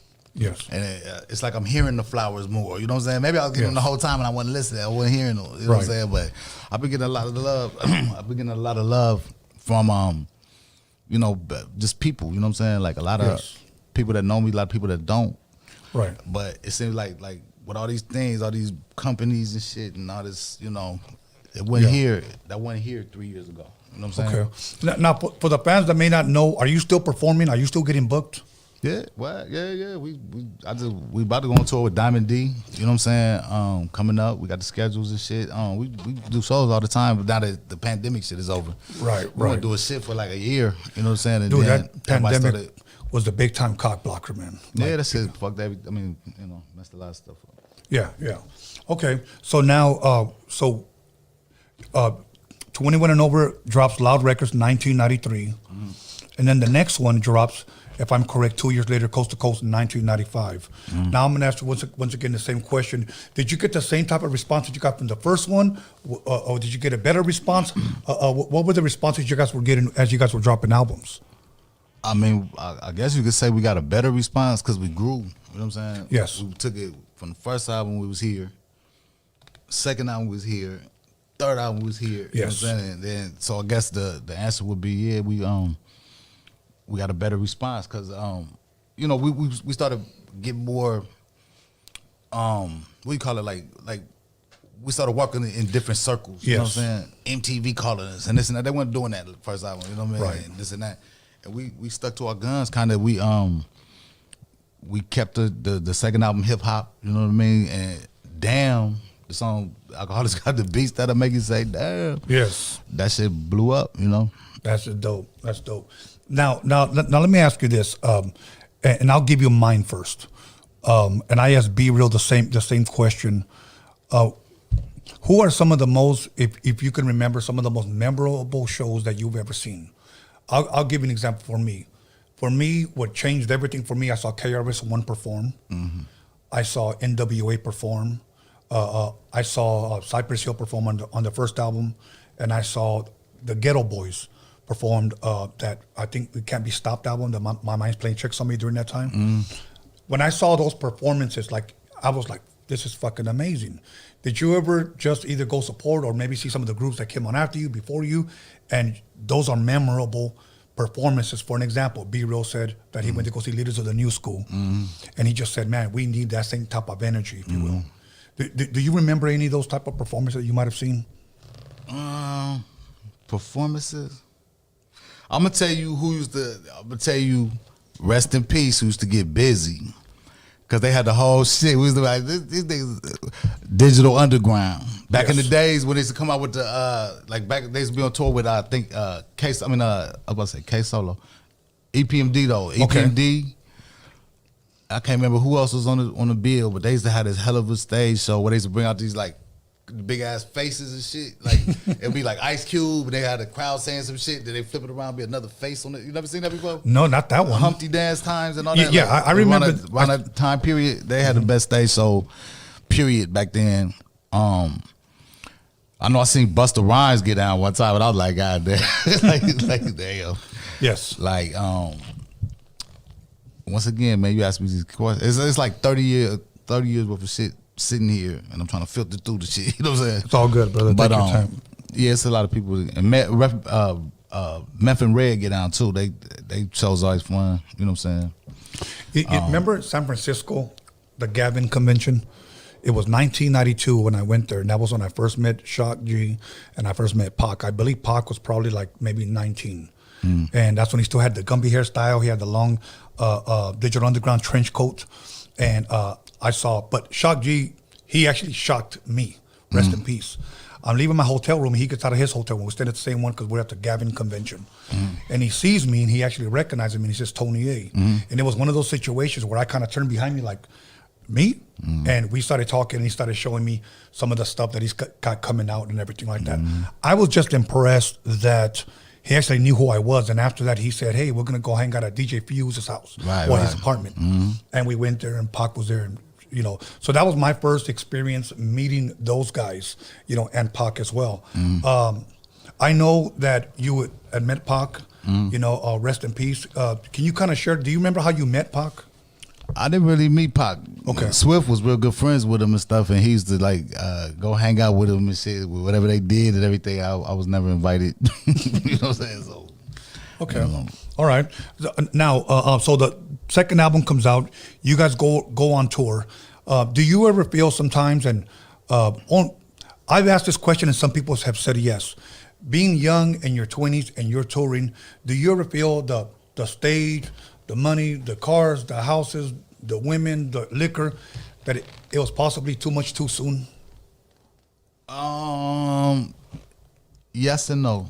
Okay. What do you mean? Like, as far as, what do you mean? Like, okay, for an example, I won't say his name, but he said, man, I was signed, and like a week later, I was like on a fucking world tour. He said, and before you know it, he goes, I'm back like 6 months later. He says, I don't want to be home. I want to be on the road. And then when I'm on the road, I want to be home. He goes, I just felt it was too much too soon. I became an alcoholic. I was buying cars. I was with women. He goes, who was this? I didn't want to say his name. Go ahead, say it. I'll say it after. So he was pretty much just saying that he just felt it was too much too soon. Did you ever feel that way? I don't know how I felt. I had a good time, so I don't even know. Like I think that I definitely would do it different. You know what I'm saying? I would do it different because, but see, if I did it different, I wouldn't have as much fun. You know what I'm saying? So, you know what I mean? I'm just now, I'm at the point where I'm just now realizing my mistakes. You know what I'm saying? Okay. And sometimes it take that much time to really realize. You know what I mean? Like I bought houses and all this shit and everything. I know I wasn't a dysfunctional alcoholic. You know what I'm saying?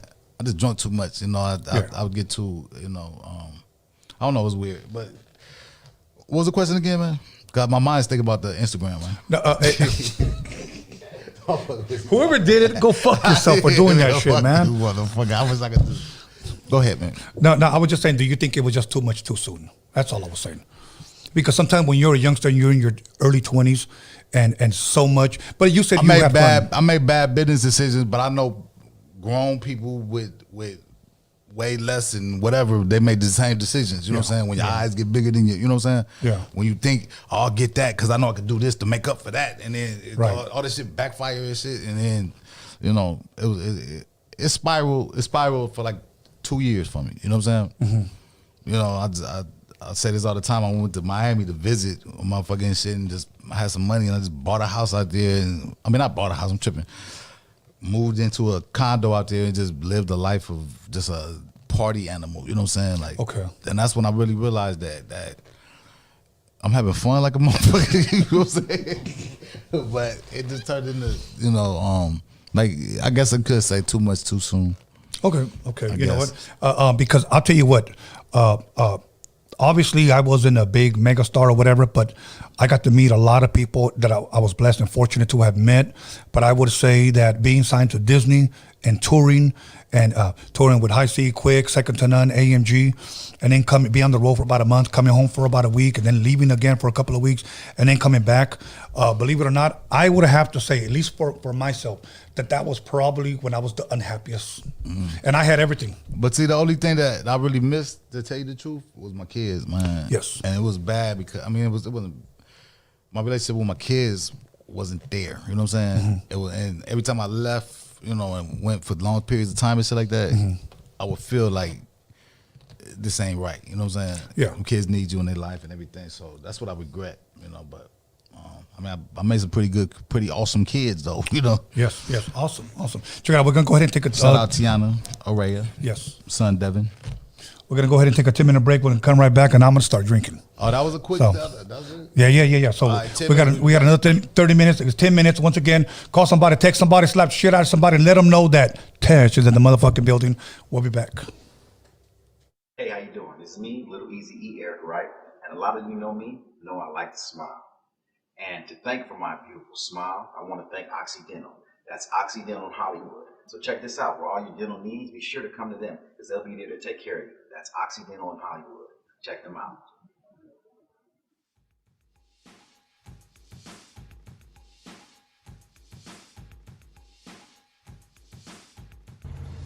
What's good, everybody? It's your boy Polo Cholo coming at you live, promoting that new single, Gordilas y Kilos, featuring my boy Macumba. Shout out to Roadium Radio for having us on the podcast. Look forward to that Narco Polo album dropping on 420. Go ahead and hit us up on that Instagram, Polo Cholo. Hit me up on TikTok, Polo Cholo. Everything, every social media site. The song will be out January 11th on all your streaming platforms. The video's out right now on YouTube. Go ahead and run those numbers up, show some love, you know what I'm saying? And again, shout out to Roadium Radio for having us. Polo Cholo in the house one time. Everybody go show some. ¿Qué pasa, mi gente? Head Padrino, Mellow Man Ace right here. This is my new joint, Walk Talk, featuring my boy Young Quicks, Oxnard's finest. Ya tú sabes, mi gente. Sigan representando real hip hop aquí solamente. Keep it locked. Peace. Hey, what's up? It's your girl, Miss Got These, all the way from NYC. Check out my latest EP, available now on all digital platforms. Back in Cali, baby. That's right. Check me out, Miss Got These, at YouTube, at Instagram, at Spotify, all over. You already know it's NYC, baby. What up, world? It's YQ, Young Quicks, Just want to let you know I got a new single out, Down 3 Times, Down 3X, featuring Baby Bash. Everywhere music is sold and streamed today. Go cop it, add me to your playlist. Let's get it. Down, down, down.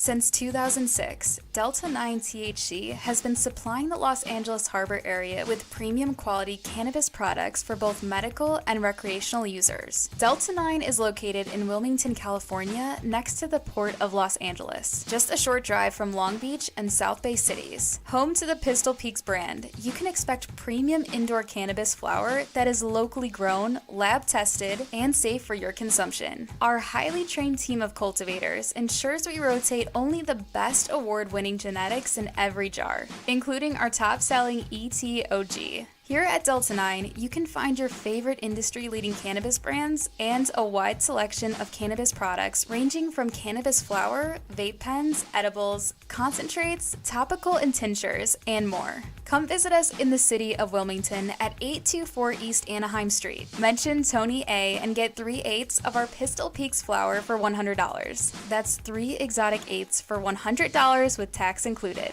You can't miss. Come to Delta 9 today. Shop legal, shop local, shop Delta 9. Visit delta9thc.com.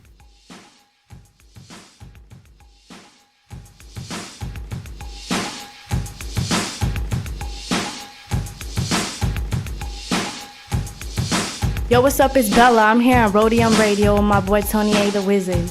Stay tuned. Yo, it's Ray Monique on Roadium Radio with Tony A. the motherfucking Wizard. Tune in and subscribe. What's going down, everybody? This is Big Rich G here at Roadium Radio with Tony A. You guys got to check this out, man. Don't miss out. Tune in.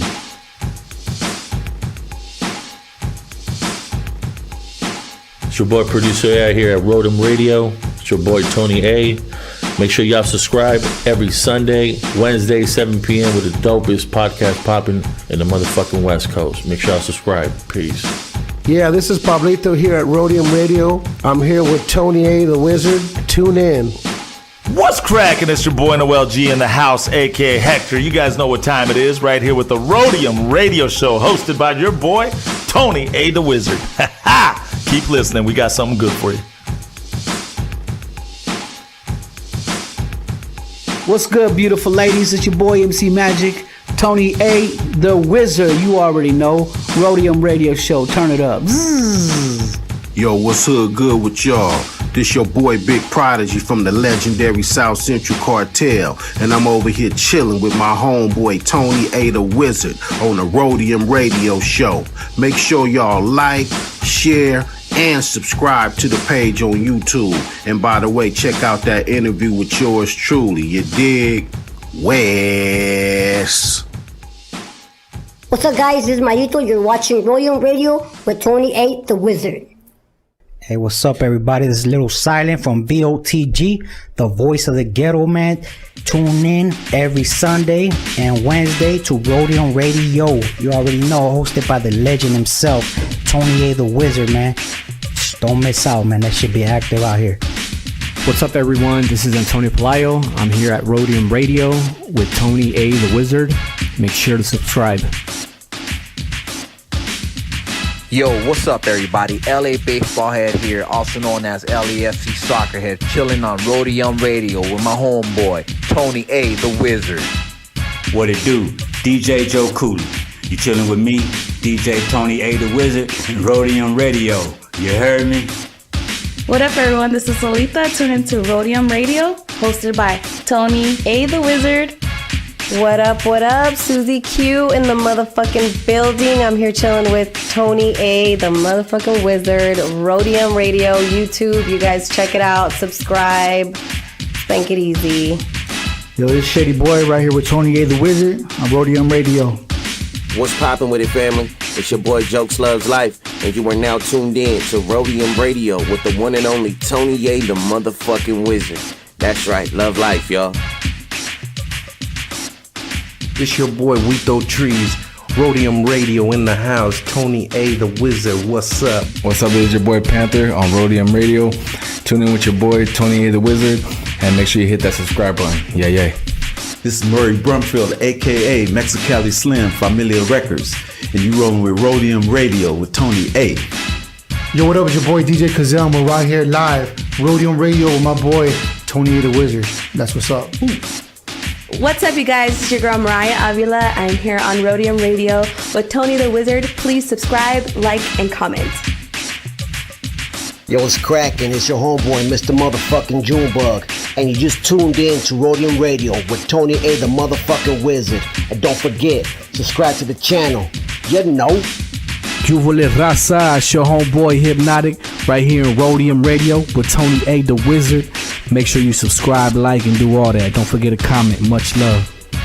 Yo, this is Grincho Brown on Rhodium Radio with Tony A. the Wizard. Keeping this shit popping, all West Coast, all love. Shout out to my Raza, we getting it. Hey, look, this is Chunks, the San Diego All-Star. You are now tuned in to Rhodium Radio right here with Tony A. the Wizard. Tap in. What's up? It's your girl Carolyn Rodriguez here at Rhodium Radio. Make sure you tune in every Wednesday and Sunday to Tony A. the Wizard. What's up, y'all? This is DJ Tony G. You're listening to Rhodium Radio with the homeboy, Tony A. the Wizard. Rhodium Radio. Yo, what's cracking? It's 2Max with Mexican descent, visionary shapeshifters, Good Life Project Blowed, LA Underground Hip Hop.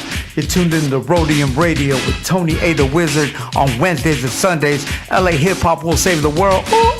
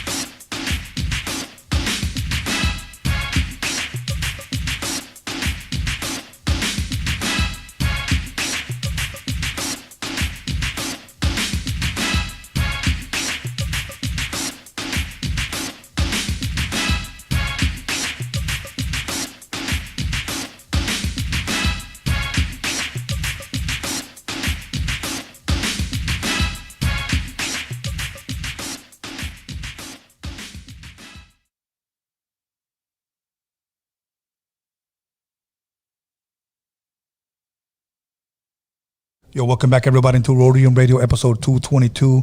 And guess what? I'm going to start drinking. So at the end of the night, you guys can say, Tony A's drunk again. And I'm here once again with Tash with the Alkaholiks. Yes, sir. My brother, how you doing? I was about to clap and shit. Like, no, we got... No. Yeah, we're clapping for you. But you know what? Somebody asked a question, and we're going to get to some questions.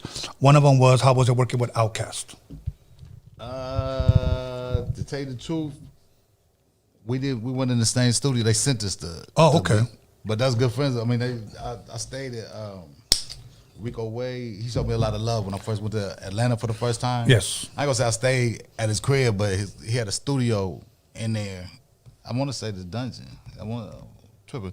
But we went to like parties that night, you know what I'm saying, that weekend and everything, and they showed me a lot of love, so we kept a rapport. Okay. You know what I'm saying? I still holler, shout out to the Goody Mob and, Cujo and Gip and all those fellas and shit. Yeah. They came up right, that was our bracket, right? I mean, that was our time frame right there, you know what I mean? So it was a lot of, interaction and shit. They used to throw this shit. I forgot that I was out there around the time, the Freaknik, remember the Freaknik? Yes. It was around that time we was hanging out, and, I like that city, man. Atlanta, that's a nice city. I'm gonna tell you, okay. I went to Atlanta, and I had an experience. I'm not going to get into it, but I'll kind of like roughly give it to you. I went to Magic City. And I'm going to tell you something. I've never seen anything like that before. That's all you can say when you leave, man. Yeah. Like, damn. That's why it's the world famous. It was 1992, and I went with my boy, I went to high school, and my boy Tim Reed. Mm-hmm.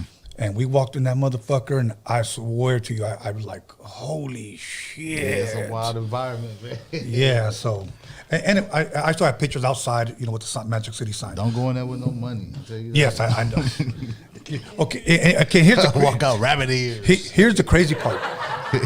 Here's what tripped me out. Not only that every woman was pretty much butt naked, okay? Yeah. Walking around holding their G-strings, or it would look more like dental floss, okay? But I'm looking around at all the money on the floor. I had never seen that before. I only went once, and I was like, God damn. So in my mind, of course, I'm thinking like, that's like LA shit right there. But they told me, don't pick up any money. Nah, man. And I was like, it's on the floor. People are stepping on it.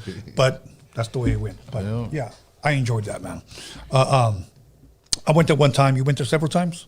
No, I only went once, and that was enough, man. I wasn't cut for that one, man. Like, I'm used to do hole in the walls and shit, you know, man. Oh, okay. Hey, Big Dog, real quick, your homie, I got your tequila bottle over there. If you want to preserve yourself a shot, see right there, open up the bottle and it's all you.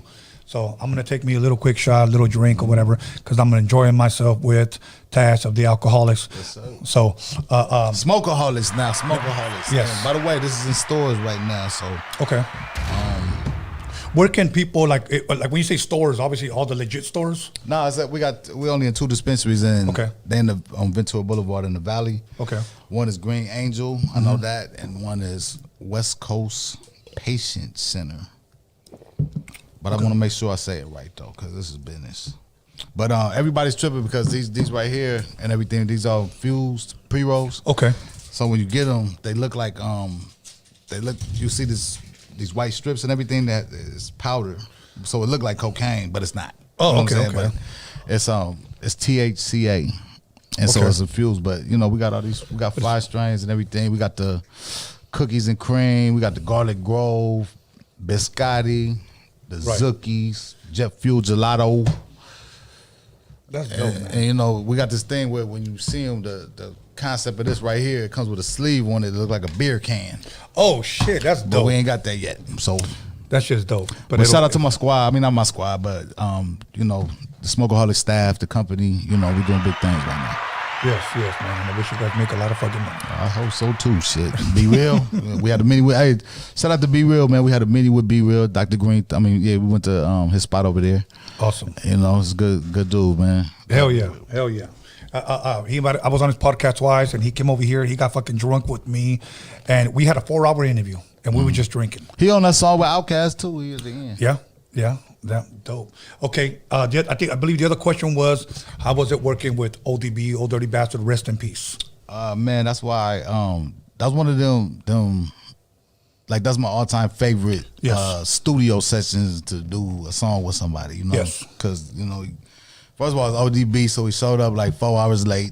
You know what I'm saying? And I let my old drunk as hell already. Hip hop drunkies. And we was over there sipping too. So we was, you know, we met right into, you know. Right. The song came about because what I said, you know, we was having fun. We talked for another, you know, before we even got started on the song, we talked for 2 hours. You know what I'm saying? Dope. Just catching up and shit. He was in LA, acting crazy to the motherfucker, man. I miss that dude, man. But like when we did the song, I don't know if people do this. They probably do it now, the youngsters and shit like that. But it was unheard of back then. Like, you know how you go in the booth and you put the headphones on and you say the rap and everything? Yes. ODB had a rap. I had a rap. J-Bo had a rap. And so we were standing there and everything. We was we didn't know who was going to go first, second, third, and shit like that. But for some reason, we was in the booth. You know what I'm saying? Yes. So I think ODB or somebody said, just turn the shit on, man. Turn the shit on. So they bought us 3 headphones. So we sitting there like the Jackson 5 around the microphone and shit, you know, at one time. And then we just I said, I'm going to come in with this. And so I said, you're now rocking with the leg. And I said, when I stop, this is where I'm going to stop at. Then ODB said, I'm coming right there. You know what I mean? So when we did it, we just did like a live take, one take. You know what I'm saying? I don't know if we had to punch in. I don't remember if we had to punch in, but we did it together. And I don't know. We felt like it was like a R&B group. You know what I'm saying? They be in the booth the one time and everything. We just bouncing off each other and shit, pushing each other and shit, drunk as hell. But you know, that was that time, and you know, that's the type of junk and memories that I say I wouldn't erase or change. Yes. Because we was all tore up, but you know, I would do it different. You know what I'm saying? That was on the Liquidation album, I believe, 1997, and it was called Hip Hop Drunkies. So if people want to listen to it, go check it out. It's on YouTube, I believe, in all platforms and all that. But that sounds like an amazing experience. You know, I wanted to ask you because I ask a lot of rapper questions because I'm not a rapper, so I try to understand. Like, for an example, my mentor DJing growing up was DJ Joe Cooley. You know, another guy that I really looked up to, and I interviewed them both, Tony G.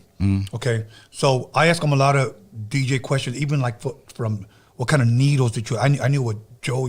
We used to buy needles at Radio Shack for like $20, and we used to battle with those motherfuckers. So, like a rapper, are you the type of? You had to put a nickel on the needle. Of course, okay, of course.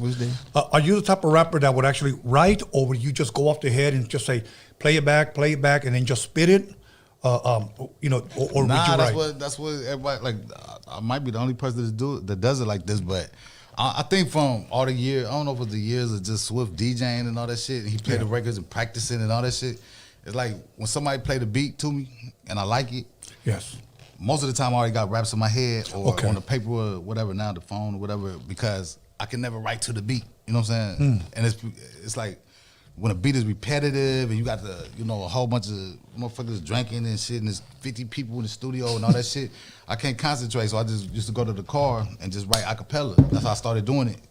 And then I let them party and shit and I write my shit a cappella. Then I just go back in there and fit it to the beat. You know what I'm saying? If I got to take out some words here or there or whatever. But I developed that. I just started writing a cappella and then I just had a rap on deck. And then you can play 10 beats and I just say the rap to all 10 of them, you know what I'm saying? And whatever one fits. Yeah, that's how I always did it. That's dope. That's dope. And that's the way I do it to this day. So, you know. And you know what? Most rappers that I've ever worked with, they have to hear the beat first. So that tripping me out that you just write a cappella. I got like a metronome in my head. Okay.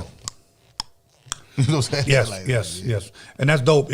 One thing with me, like if somebody tells me I want you to flip that beat, in my mind I could already hear it done, but I wish that he could hear what's in here. So I turn on the SP1200 and I start sampling shit. What you think about that? Oh yeah, I like that shit. I like to do tailor-made beats for certain people and then have them write to it. But obviously, you write to it. But you could do that, and once I got the tempo in my head, I hear the beat. Yes, that's when I turn it off. But I just do acapella, you know, and I turn it back on. You know, I just can't write to the beat. I don't know why I can't sit and listen to the beat over and over. Okay.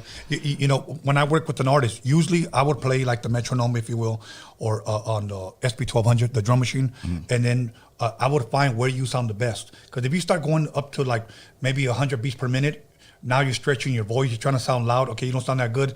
Maybe you might sound good between 88 and like 94 beats per minute. I'll try to keep you around there. You know, that's how I work. I love working with artists, especially building chemistry, vibing, fucking drinking, and then fucking recording. So that's just me. That's a hell of a. That's like fun, man. No, it does. It does, man. And you know what? And I still love DJing up on stage. But you know, today they give artists like 5 minutes. You got 5 minutes. Try to get 3 minutes, 3 songs in there, or they're gonna give you 10 minutes. And I'm like, fuck that. Back then we had at least 20, 25, 30 minutes. You know. And I used to love to go out there and like, high school would just come out. Do DJs still do tricks and shit? Nah, not no more. That's what I say. I ain't seen a DJ do. No, and tricks. And my DJ friends are gonna get upset because I'm telling the truth. We went from this to just flickering your fingers. I don't do that. Yeah, I'm an old school cat, bro. I'm gonna keep going back and forth, you know. Yeah, so, but you gotta master the shit though, because all this technology shit, man, you gotta realize, man, is that it's not going nowhere. You know what I'm saying? So old motherfuckers like me gotta, you know, basically adapt to the shit. But much as I like turntables and all that shit, I see DJ Battlecat. Shout out to the homie Battlecat. Battlecat, I interviewed him too. I see DJ Battlecat fucking it up with them little motherfuckers, man. So yes, you know. He's dope. He's dope. I really I met Battle I want to say shit. See that right there. That's the type of I want to do music with people like, you know what I'm saying? Yes. Like that from LA. You know what I'm saying? Yes. I want to be accepted into these circles. You know what I mean? When you see Battle Cat, you see all these people, they know exactly who Tash is, but I don't get called for nothing. You know what I'm saying? And I just think that I called you. Oh yeah, that's, like, nigga, I had to reach out to you on Facebook. You call me back. That's what you have. but I'll tell you what. Michelle. Next time you're in town, man, listen, you like Mexican food? Who don't? I just have to ask. Yeah, man, we was trying to find one down the street. Yeah, but they didn't take they didn't take card. Yeah. Everybody only, like, everybody from the Harbor area, everybody from Wilmington. He went to Gus's Burgers, and Gus's Burgers they didn't take his card. That's fucked up. So it was their card. I was getting treated. They said cash only. So instead, you ended up going to Jack and the Crack. So. But next time you come through, Big Dog, let me know, and we'll go get some good Mexican food, man. I want to chill with you. You treating? Yeah, I'll treat. Yeah. As a matter of fact, fuck, I wanted to have a drink with the. I don't want to even say the word anymore because I don't want to feel guilty. I know that you don't drink no more, but with the Alkaholiks. So. Yeah, that's J-Wo don't drink no more neither. Oh, okay. Swift, he drank, but very. This is what we focus on, because when you get to be our age and everything, you have to evolve at some point. Yes, you know what I'm saying? We can't be the drunks and shit. You know what I'm saying? Nah, man, they ain't to look at my age and shit. But this right here, the Smokaholics, this gonna be the way of the world. It's like that with New Jack City. We said this shit right here gonna be the way of the world. Westy Snipes. Everybody, once again, Smokaholics. Okay, look it up where you guys can purchase it, support them. Show love and show some love to my IG. Yes, that son of a bitch. Whoever fucking did that shit. But anyways, any other questions, Alex, pertaining to music? They wanted to know about the Go ahead and here we go with that with the Beatnuts project. Yeah. Go ahead and speak into it, bro. Yeah, somebody wanted to know how was it working with the Beatnuts. Man, it's that's my brothers right there, man. A lot of people, they compare us to each other. Yes. Like they say, oh, y'all the West Coast Beatnuts and all this, but we got so much of that. We went on tour and decided to make an album. Yes. And the name of the album, because when you say the Beatnuts and everything, they abbreviate. They call themselves the Nuts, you know. And then the Licks abbreviated. They call us the Licks. I mean, the Alkaholiks abbreviated, they called us the Lick. So we made an album called Lick Nuts. But that shit is just sitting there. We about to NFT that motherfucker because I don't even remember when we did it, like 6 years ago, 6 years ago.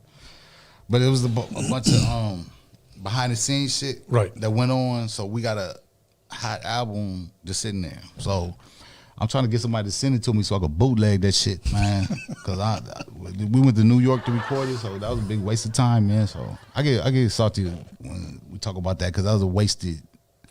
Okay, I understand. The album is hard too. Yeah. No, I mean, there's certain topics when it comes to certain artists that I work with, and I poured my all into it. I'm not saying this pertains to you, but it pertains to me. And people ask me, like, for an example, in the next room, I still have my 2-inch reel of a song that I did with Tina Marie that I never released. Wow. You know, and Tina Marie, rest in peace, I did a song with You can't make a hip-hop version of it? We can't do something like that? It is hip-hop. It's a boom bap song that I did where I had my boy Ronnie King, not Ronnie King who passed away, rest in peace, but my other boy Ronnie King, who happens to be a white guy. Right. And I did some boom bap shit. I sampled the kicks, the snare from Criminal Minded from BDP.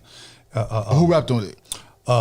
I don't want to give him props. I'll tell you after. Please ask me after. I don't want to give him props, bro. Why not? Fuck that dude. That's why. Oh, okay. So I can't rap on it then? Let me rap on it. You can rap on it. And hey. Shout out Michelle. Yeah, that'll be dope. But ask me afterwards and I'll tell you. Because when I see this motherfucker, I'm in the slapping his ass. But anyways. I hope he ain't watching this. I hope I can get out of here before he hear this shit. He might come gunning. Nah, he ain't got no heart. But anyways. Any other questions pertaining to music? No, you have pretty much got it. Okay. Now, I want to ask you a question because this is one thing to me that stood out because I listened to the Drink Champs. Mm-hmm. I didn't know this, you know, and I'm a huge fan of this person. Mm-hmm. So for me, this question is for me. I didn't know that, let me say it right, Okay. Your godfather is Al Green. Right. I mean, that's what the story is told, man. Like my mom, she got a job working with she. It wasn't like she was a male person. I mean, it was something significant. It was like the president of his fan club, or she started his fan club or something like that. She was best friends with his wife and all that and everything. But really, it's two godfathers because he had a bass player that's my godfather too. His name is Teeny. Yeah, we called him Teeny. Teeny Hodges, and he passed away. But you know, I was there with in Memphis for a lot of that shit. You know, on his tour bus. It's like I don't like. It sounds like I'm bragging. You know what I'm saying? No, like, I know you're a humble guy. Al had nothing to do with I was just with him. And he has a son the same age as me. Yes. So we basically ran around and played and did like this, and they were doing the music thing over there and this and that, and that's just that's a part of my life. But when the thing happened with the grits and everything, Al, he basically he said fuck the singing and just quit. You know what I'm saying? And that I wrote a rap about it. The whole I'll play it for you later, but basically he wasn't doing music no more, so the band went their own ways. Everybody went back to their other lives. You know what I'm saying? Yes. And I haven't technically I've only seen them maybe twice since then. Okay. And that was like the 70s. You know what I'm saying? So wow. This and that. So my mom, like, he got sick. My mom went back to Memphis to see him and this and that. But I haven't really had no communication. But I don't think too many people have though. You know what I'm saying? Okay. Now, growing up, I heard the whole grits thing. But that was true that someone actually threw. Yeah, but my mom just told me a whole different story of that I didn't. I was like, so the story was kind of trippy, but we was there back then. I mean, I went to visit him in the hospital and shit like that. But I don't want to get into that because it was a crazy story. You know what I'm saying? Okay. Crazy woman, and she killed herself right after, and all this other shit. Man, it's like I don't even know the whole real story. What happened with that? Okay, so I don't want to speak on that. I guess my whole thing was that you actually. He was your godfather. You knew him. You seen him since you were a kid. To me, I guess I want to focus more on the music because who doesn't love Al Green? And one thing I will say this, as far as his music is concerned, Raza, they love Al Green. Okay, so everybody does, though, yes. man. It's like he was the Prince and the Michael Jackson and the he was the biggest shit and everything. And that's why I know that my musical part of my body. I mean, my dad was a singer too. He was in a group called the Chandlers. And they put a record out before he got killed. You know what I'm saying? He got killed when I was a kid. But he was a singer too. So I think all that, mixtures. And I'm from Ohio, and people don't give Ohio enough credit for the funk. You know what I'm saying? The funk, the Ohio players, the Zaps, and I just think that all that mixes into how I rap now. Oh man, okay. Look, for everybody who doesn't know who the Ohio players are, I'm just gonna say just one song of many, Funky Worm, and you know who popularized that? I'm gonna give Dr. Dre. Okay, I believe it was Dope Man when he wrote the record Funky Worm. Okay, right. That was that Moog sound. That was the crazy shit too. Yes. Then. Rest in peace, MC Breed. Ain't no future in your frontin'. He used More Bounce along with Funky Worm. I'm about to drop one with the same, but it's a whole different. I got a producer named Theory Has It, and he's like this. He has like a weird sound. He's like the new Jay Dilla, right? Like the new E Swift, the new who else? Madlib type shit, But he freaked the Funky Worm. No, he freaked More Bounce. When I think about it, but he did it so different that you could tell it's that, but you never heard it like this. Right, man. To me, that's just much love and respect to Zap and Roger. Rest in peace, Roger. But I remember first hearing More Bounce in 7th grade, and I had never heard anything like that. And I'll tell you what, as crazy as it may sound, a lot of people, especially amongst Raza, here's what we say. I'm not being rude. I'm looking for this beat. No, all good. I'm about to play. More Bounce actually, for many of us, was like some gangster beat shit. So when we heard that shit, motherfuckers wanted to gangbang out here, And here's the crazy part, okay? The long version was at least about 10, 12 minutes long. That's the long version. Atomic Dog, the long version, 10 to 12 minutes long. Knee Deep. And you memorized the whole 12 minutes. You knew what every part was going to come in. Yes. Atomic Dog, 10 to 12 minutes. I could keep going on and on. Get It Up by The Time, 10 minutes. And I can listen to all of that shit. Today's songs are 2 minutes long, and I can't wait till the shit is over. I'm just being real with you, bro. I have a hard time with this new generation. I know people say, Tone, you gotta adapt. Tone, you gotta evolve. Tone, you gotta do this. I don't gotta do shit. If I want to remain a dinosaur, I'll remain a fucking dinosaur. But with me, my generation created the best as far as music, and you guys can't top it, period. Look at the SP1200, the drum machine. We had 10 seconds with the sampling time. Dr. Dre, from a 10-second drum machine, produced Eazy-E, produced NWA, produced Michelle, produced DOC, produced Above the Law, just to name 5, okay, with 10 seconds of sampling time. Today, we have unlimited sampling time, and we can't find records that can top these. Today, we have more, and we had less, and with less, we created better music. That's my whole point. You like this beat?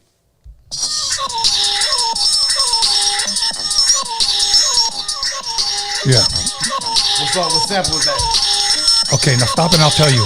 Because if not, I'm going to get you. Okay, yeah, it is more See how bounce. he freaked it a different way, right, though, he did. with that He did. You know what that almost sounded like? I'm going to tell you right now. More bounce, but with a touch of vertical joyride that AMG did with, when he actually flipped the sample backwards. So that was nice. But I'm trying to get, he might be watching Corrupt. I need you on that beat for Jesus G's Part 2. Yeah. Yeah, no, that was dope. That was dope. I'm trying to remember. I know it was Funky Worm, the AMG sample, but it was a different part of the Funky Worm. It was right. It was after the actual the little high pitch shit was playing. Everybody go to Theory Has His IG. It's spelled Theory Has It. I'm trying to think how to spell it. But anyway, go to that. He shows you how he did it. Doesn't. No, he took a straight month. Every day he made a beat a day for a month with no samples. That's dope. So what he did was he took the spoons, he took the this, he took that, shook the little shaker thing, did all this, and came up with shit like. But that's a sample right there. But he came up with this whole like dope ass month where he was just I'm gonna show you how to do this. But he's a talented motherfucker. He remind me of who the producer for Tribe Called Quest? Q-Tip? I don't remember. He like that type of, you can tell he got some, but. That's another fucking dope ass group. See, I thought you were gonna mention one of those guys when it came to top 5. Oh, that didn't even pop in my head. See, that's what I'm saying. That's definitely one of my top 5 groups ever. Man, every time I hear Tribe Called Quest, boom, the fucking Check the Rhyme. I played that the other day. The whole album. Man. We was real close with them because they when we first came out, we that was our first tour. No, the Wu-Tang shit. The Wu-Tang tour was like the Loud Records tour, you know what I'm saying? Yeah. It was like us and Wu-Tang and some Loud groups, and we went on the road with that. But our first tour by ourselves as the Alkaholiks, we went with De La Soul, Tribe Called Quest, I forgot who else it was, but it was back when Chris Lighty, you heard of Chris Lighty? Yeah. He was De La Soul's manager. Rest in peace, Chris Lighty. I think he had something to do with hooking that up for us to be on the road with him, but that was an experience, man. The Loud was being, Loud was just new, you know what I'm saying? So I don't know how much money they had, but we told them about the tour, and they didn't want to kick in for the tour bus and shit. So we went in the Cadillac with all this luggage and shit. We can't even see out the windows. No shit. Bags and all this shit. So we Tribe Called Quest, all them had tour buses, and we was following them city to city from the whole coast. You know what I'm saying? For everybody out there watching, when he says Loud, he's talking about the record label, Loud Records. So not the weed. Yeah. So. You help me. You help me forget my damn next question. But anyway, I'm gonna go ahead and freestyle it. Okay. I'm gonna ask you a movie question, hip hop movie question. Can I say one thing too, real quick? Yes, sir. Because I don't think a lot of people know this. Because I didn't even know till a couple of days ago that it came out. But it's a movie called Scream 3 or 5. But they got the Alkaholiks All Shit song up in there. I haven't seen it. The people that seen it been DMing me and hit me and shit. And I forgot all about it. And then I guess it's out. I haven't seen it. I think it's like fucking Scream probably 6, but I haven't seen it. But is it 5? Okay, Scream 5. But I heard it's the shit. So I heard it's dope. I like horror movies. But now Yeah, shout out to people that put that together too. That was a surprise. That was out of nowhere. They went to I forgot, a third album and just picked a random song that was like it was never a single or nothing. Oh, okay. No video, no nothing to that song. Okay, here you have Straight Outta Compton movie. We're talking about movies. Straight Outta Compton movies. We have 8 Mile. We have Hustle and Flow. We have Get Rich or Die Trying. And then you have, I believe it's called All Eyes on Me. Your favorite one. What was the middle one? Okay, here you go. Straight Outta Compton, 8 Mile, Hustle and Flow, Get Rich or Die Trying, All Eyes on Me. Am I missing one, you guys? No? Okay. If you had to choose the best movie. I'll probably say 8 Mile, and I'm gonna tell you why. Okay. I would say the NWA album. Yes, that's my favorite. That's the NWA movie. Yes. But the whole thing about that is that I knew a lot of that shit that was in the movie. So when I saw that, I already knew it. When I saw the 8 Mile, is that a documentary? Is that a real story? The documentary thing? You know what? I'll tell you what, finish, and then I'll tell you what members of NWA told me here. Okay. So the movie was bullshit? Some people said, like on a scale of 1 to 10, give me like 10 being real, 1 being fake. Who did that movie? Dre? He the one that No. Ice Cube was behind it, but I'm trying to remember the director's. But how name. they gonna tell Ice Cube that shit didn't happen? I'm sorry, what was that? Okay. Not a good friend. So my thing is this. He directed our first video. Like for example, Arabian Prince said it was a high. He gave me a high number. I never met him before. I heard Arabian Prince since the 80s. Fucking talented dude. Yeah. Lonzo told me it was a crock of shit. It was like a 2 or 3. So you got. I thought he was ever write the book. What did Lonzo one of the? Yeah. He wrote NWA. Not Without Alonzo. That was his book. Oh yeah, no. So, I got a funny story about Lonzo with that book. And then Jinx told me it was probably about a 5. So everybody was up and down. So,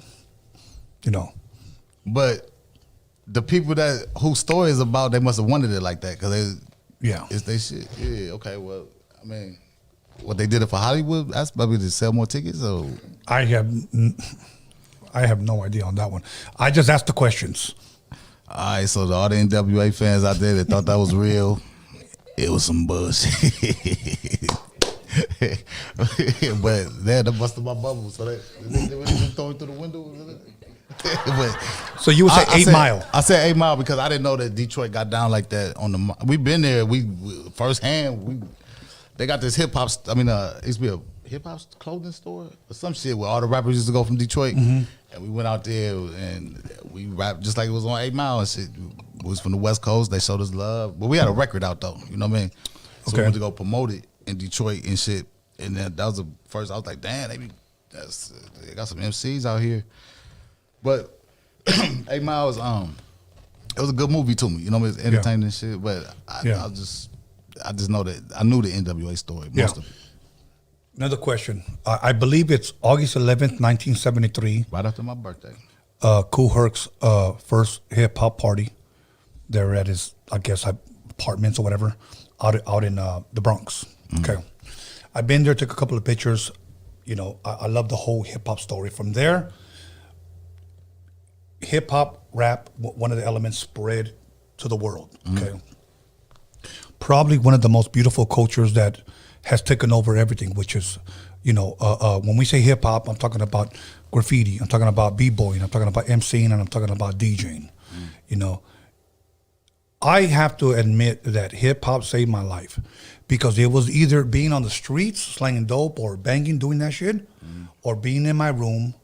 That was my shit. So that's why I say hip hop saved my life, because I chose one of the elements, and that was DJing. I couldn't rap worth shit, and even though I'm tall, I couldn't play basketball worth shit. Okay, but I could hit the fuck out of a motherfucker if I play football. I could hit a motherfucker hard real if I boxed. But when it came to basketball, or when it came to rapping, I couldn't do none of that shit. So I say hip hop saved me, and it was a beautiful thing. I had to be real. Look here. at hip hop now, though. Hip hop, we dying out here. It's people that You said hip hop is dying? No, I meant there's a lot of death in hip hop. Yes, is what I meant. Yes. So, what'd you say right before that? That's what made me say that. What'd you say? Hip hop saved me. I could have either been on the streets, either slanging or doing the banging thing, but I decided to stay home and do one of the elements, which is DJing. And that's why I say hip hop saved my life. Right, but I'm saying it ain't enough people getting that message. You know what I'm saying? Or something. Yes. It's like a weird time right now. Now, but let me say something, and you could agree or disagree with me, or you could just interject and share whatever you want. My thing is this: whether you're Latino or whether you're black in this hip hop culture, you cannot mix, at least in my opinion, the streets. When I say streets, gang banging with hip hop, because that's what happens. We have deaths. And there's a lot of rappers today. I mean, you talking about actively banging while you trying to promote your record? Yes. That's obvious. That ain't gonna help. Yes. I mean, that ain't gonna work because everybody know where you at. You know what I'm saying? Yes. Yeah, that's the truth. Like I never understood. I mean, I ain't gonna get into all that gang shit and everything. I understand. I ain't into all that, but I never understood a grown man joining a gang. You know, I'm 53 years old, okay? I don't claim nothing, okay? But I am a man that will protect my family. Right. Okay. That's just being a man. Okay. Now I'm talking about joining the gang at 31. I know. Yeah. It's over. It's a wrap, homie. Stop. It's a wrap. I looked at the Defiant Ones documentary with Dr. Dre, Jimmy Iovine, and Dre shared on there that while he was at death row, over 30 people got killed there. Yeah, we was out here, so we was hearing shit, you know, man. But you know, it was a violent time, you know. Yeah. But that's what you just said though. You can't mix the two, you know. I didn't understand it because there's enough money for everybody. You know what I'm saying? So. There's enough money. There's enough shine for everyone. You know, we don't necessarily have to hate on the next man. My thing is this: I like to show love to people, man. And I like to have conversations like this where I can learn from people like you, you know. So learn what? What you learn from me? Well, learn from you as far as your history. Oh, okay, I get it. You know what I'm saying? And ask questions where youngsters who are trying to tap into this business and want to learn from you, like, okay, he's been there, done that, still doing it. Like, what type of message would you give to a youngster who says, you know what, I'm a rapper, 18, 19 years old. What should I look out for? What should I do? Can you give me some type of advice? What would you give somebody who's watching right now? I mean, what I've noticed with a lot of the younger generation that's doing all this crazy shit is that when we was coming up, I was never a follower. You know what I'm saying? Yeah. And there's a whole bunch of followers nowadays and everything. So it's like, I think that I would tell them to just be themselves. If you know that you're not, you know, if you're not a killer or you're not a this or that and everything, don't try to be one. You know what I'm saying? And don't pretend like you one and don't do this because you get caught up. You know what I'm saying? And, I just think that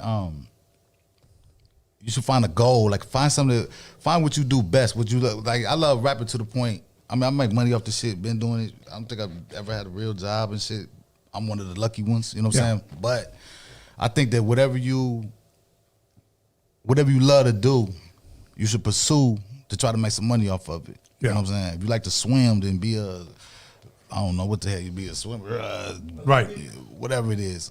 Yeah, Olympics or, you know, you could clean boats or something. I don't know, man. But anyway, what I mean is find what you love to do and don't be a follower, man. All the partying and all that shit is one thing. Right. But when, you know, you out there, you know, instead of partying, you looking for the enemies and shit and all this shit and everything. You know what I mean? I never understood that concept why people so violent. You know what I'm saying? Like when it ain't that bad. I've been to countries, man, that's 10 times more fucked up than the worst hood in LA. You know what I'm saying? Yeah. And they happy. You know what I'm saying? They're happy. And they family oriented and they, you know, that one hand wash the other one type attitude and shit like that. And they ain't some fucked up. You know what I mean? It's worse than poverty. It ain't no hope. You know what I'm saying? Yeah. And all these motherfuckers, I don't know, everybody jealous of each other and everybody, I never understood a nigga that if I walk in with a chain on, a dude that's looking at my chain and shit, like, what the fuck you looking like that's what girls do, you know what I'm saying? Yeah. I bought it for the girls to look at this shit, and this nigga looking me up. Is this shit real? Is it fake? I don't give a fuck, nigga. I bought it, nigga. Not you. like I don't know what all this Maserati and Gucci belts and all this shit is, and all that, man. I don't give a fuck about it.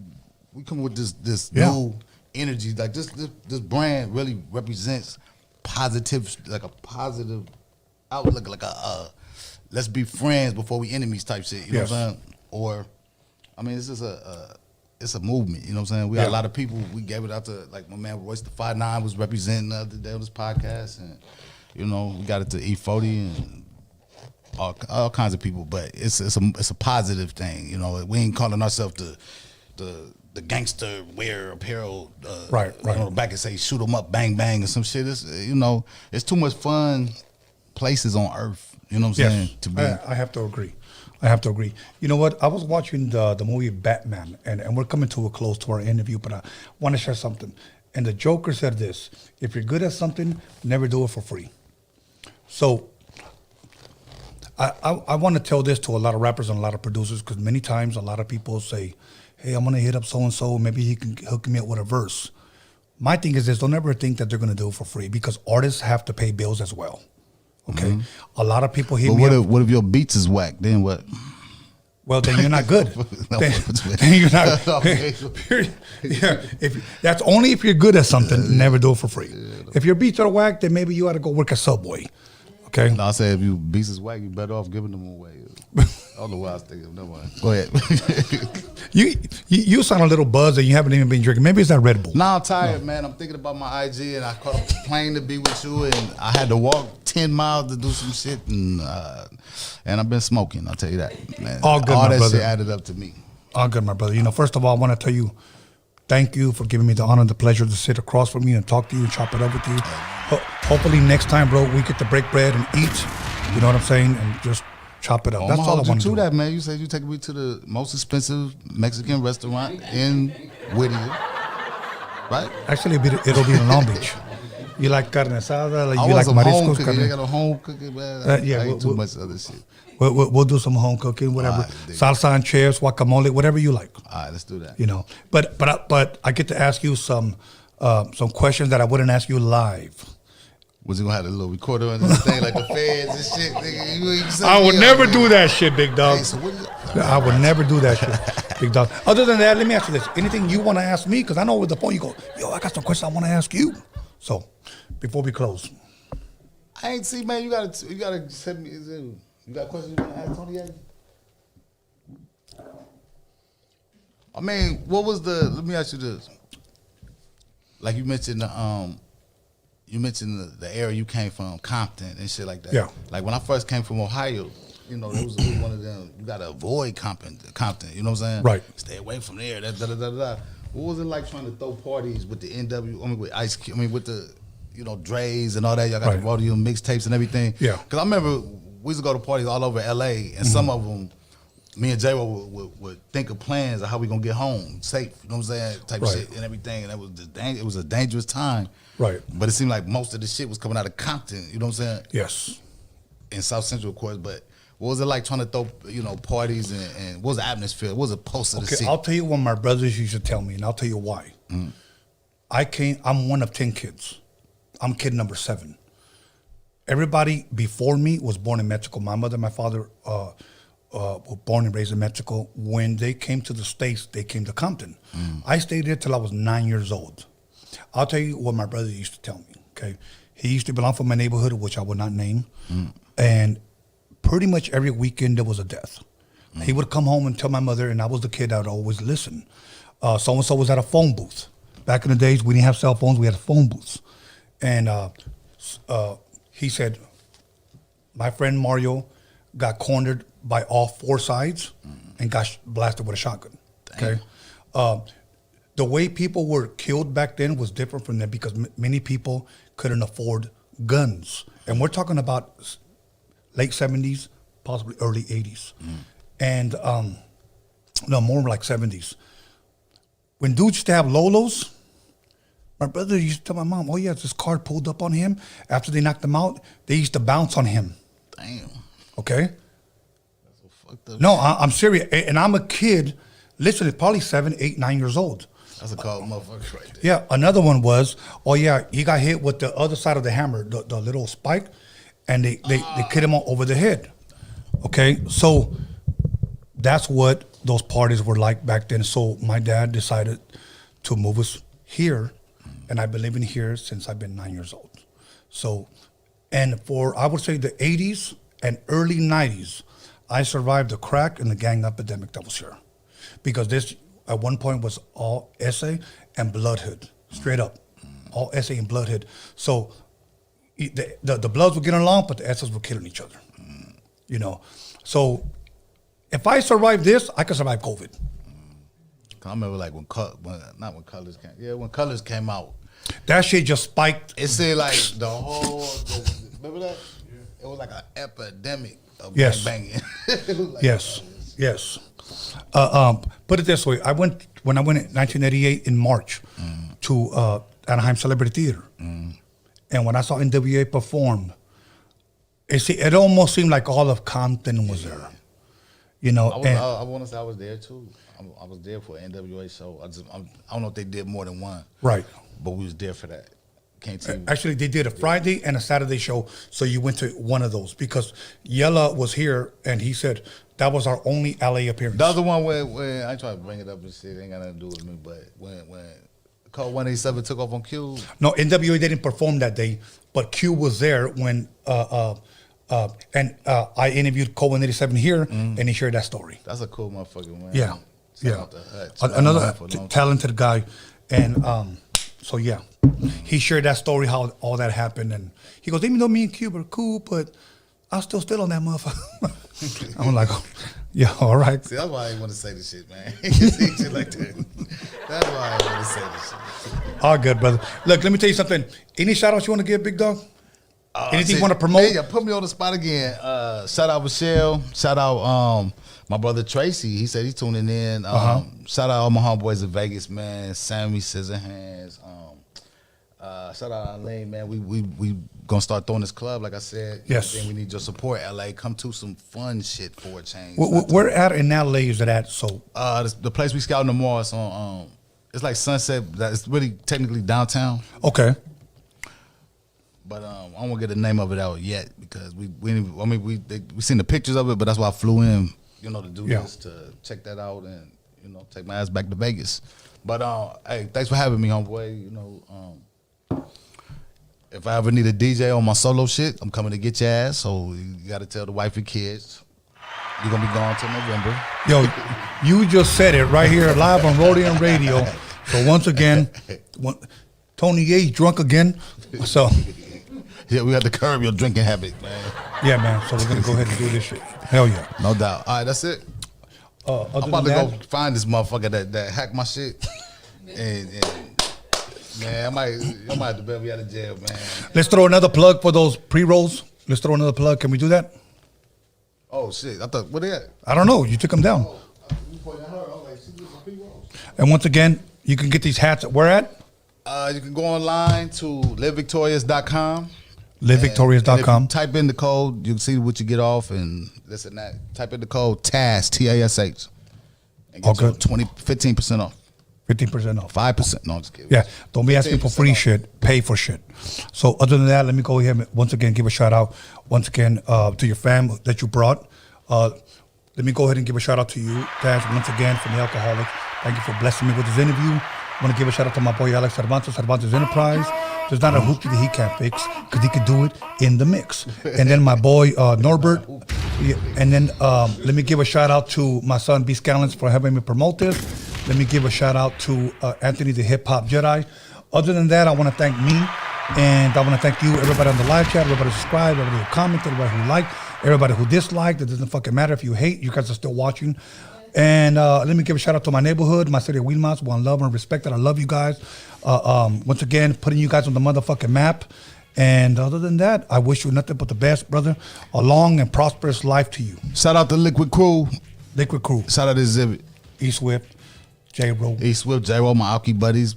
That's Exhibit. a given. That's about it. Other than that, we out of here. Once again, Alex, take me to a commercial. I got to take one of them long-ass 8-ball business. Hey, how you doing? It's me, Little Easy E, Eric Wright, and a lot of you know me, know I like to smile. And to thank for my beautiful smile, I want to thank Occidental. That's Occidental Hollywood. So check this out, for all your dental needs, be sure to come to them, because they'll be there to take care of you. That's Occidental in Hollywood. Check them out.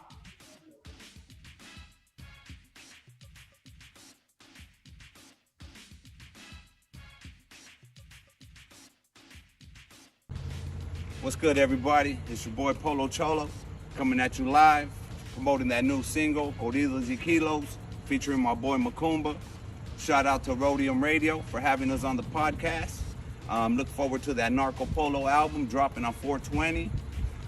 Go ahead and hit us up on that Instagram, Polo Cholo.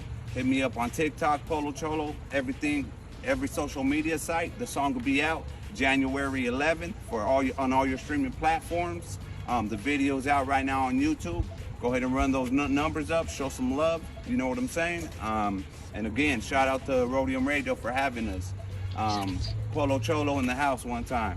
Everybody go show some. ¿Qué pasa, mi gente?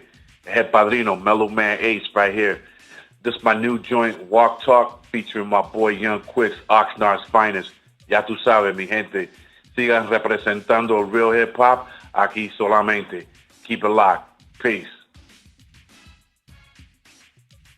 Hey, what's up? It's your girl, Miss Gattis, all the way from NYC. Check out my latest EP, available now on all digital platforms. Back in Cali, baby. That's right. Check me out, Miss Gattis, at YouTube, at Instagram, at Spotify, all over. You already know it's NYC, baby.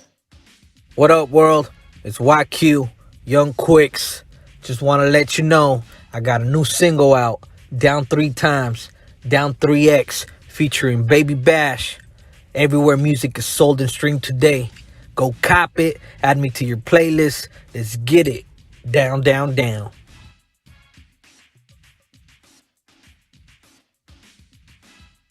Since 2006, Delta 9 THC has been supplying the Los Angeles Harbor area with premium quality cannabis products for both medical and recreational users. Delta 9 is located in Wilmington, California, next to the Port of Los Angeles, just a short drive from Long Beach and South Bay cities. Home to the Pistol Peaks brand, you can expect premium indoor cannabis flower that is locally grown, lab tested, and safe for your consumption. Our highly trained team of cultivators ensures we rotate only the best award-winning genetics in every jar, including our top-selling ETOG. Here at Delta 9, you can find your favorite industry-leading cannabis brands and a wide selection of cannabis products ranging from cannabis flower, vape pens, edibles, concentrates, topical and tinctures, and more. Come visit us in the city of Wilmington at 824 East Anaheim Street. Mention Tony A and get 3/8 of our Pistol Peaks flower for $100. That's 3 exotic 8s for $100 with tax included. You can't miss. Come to Delta 9 today. Shop legal, shop local, shop Delta 9. Visit delta9thc.com.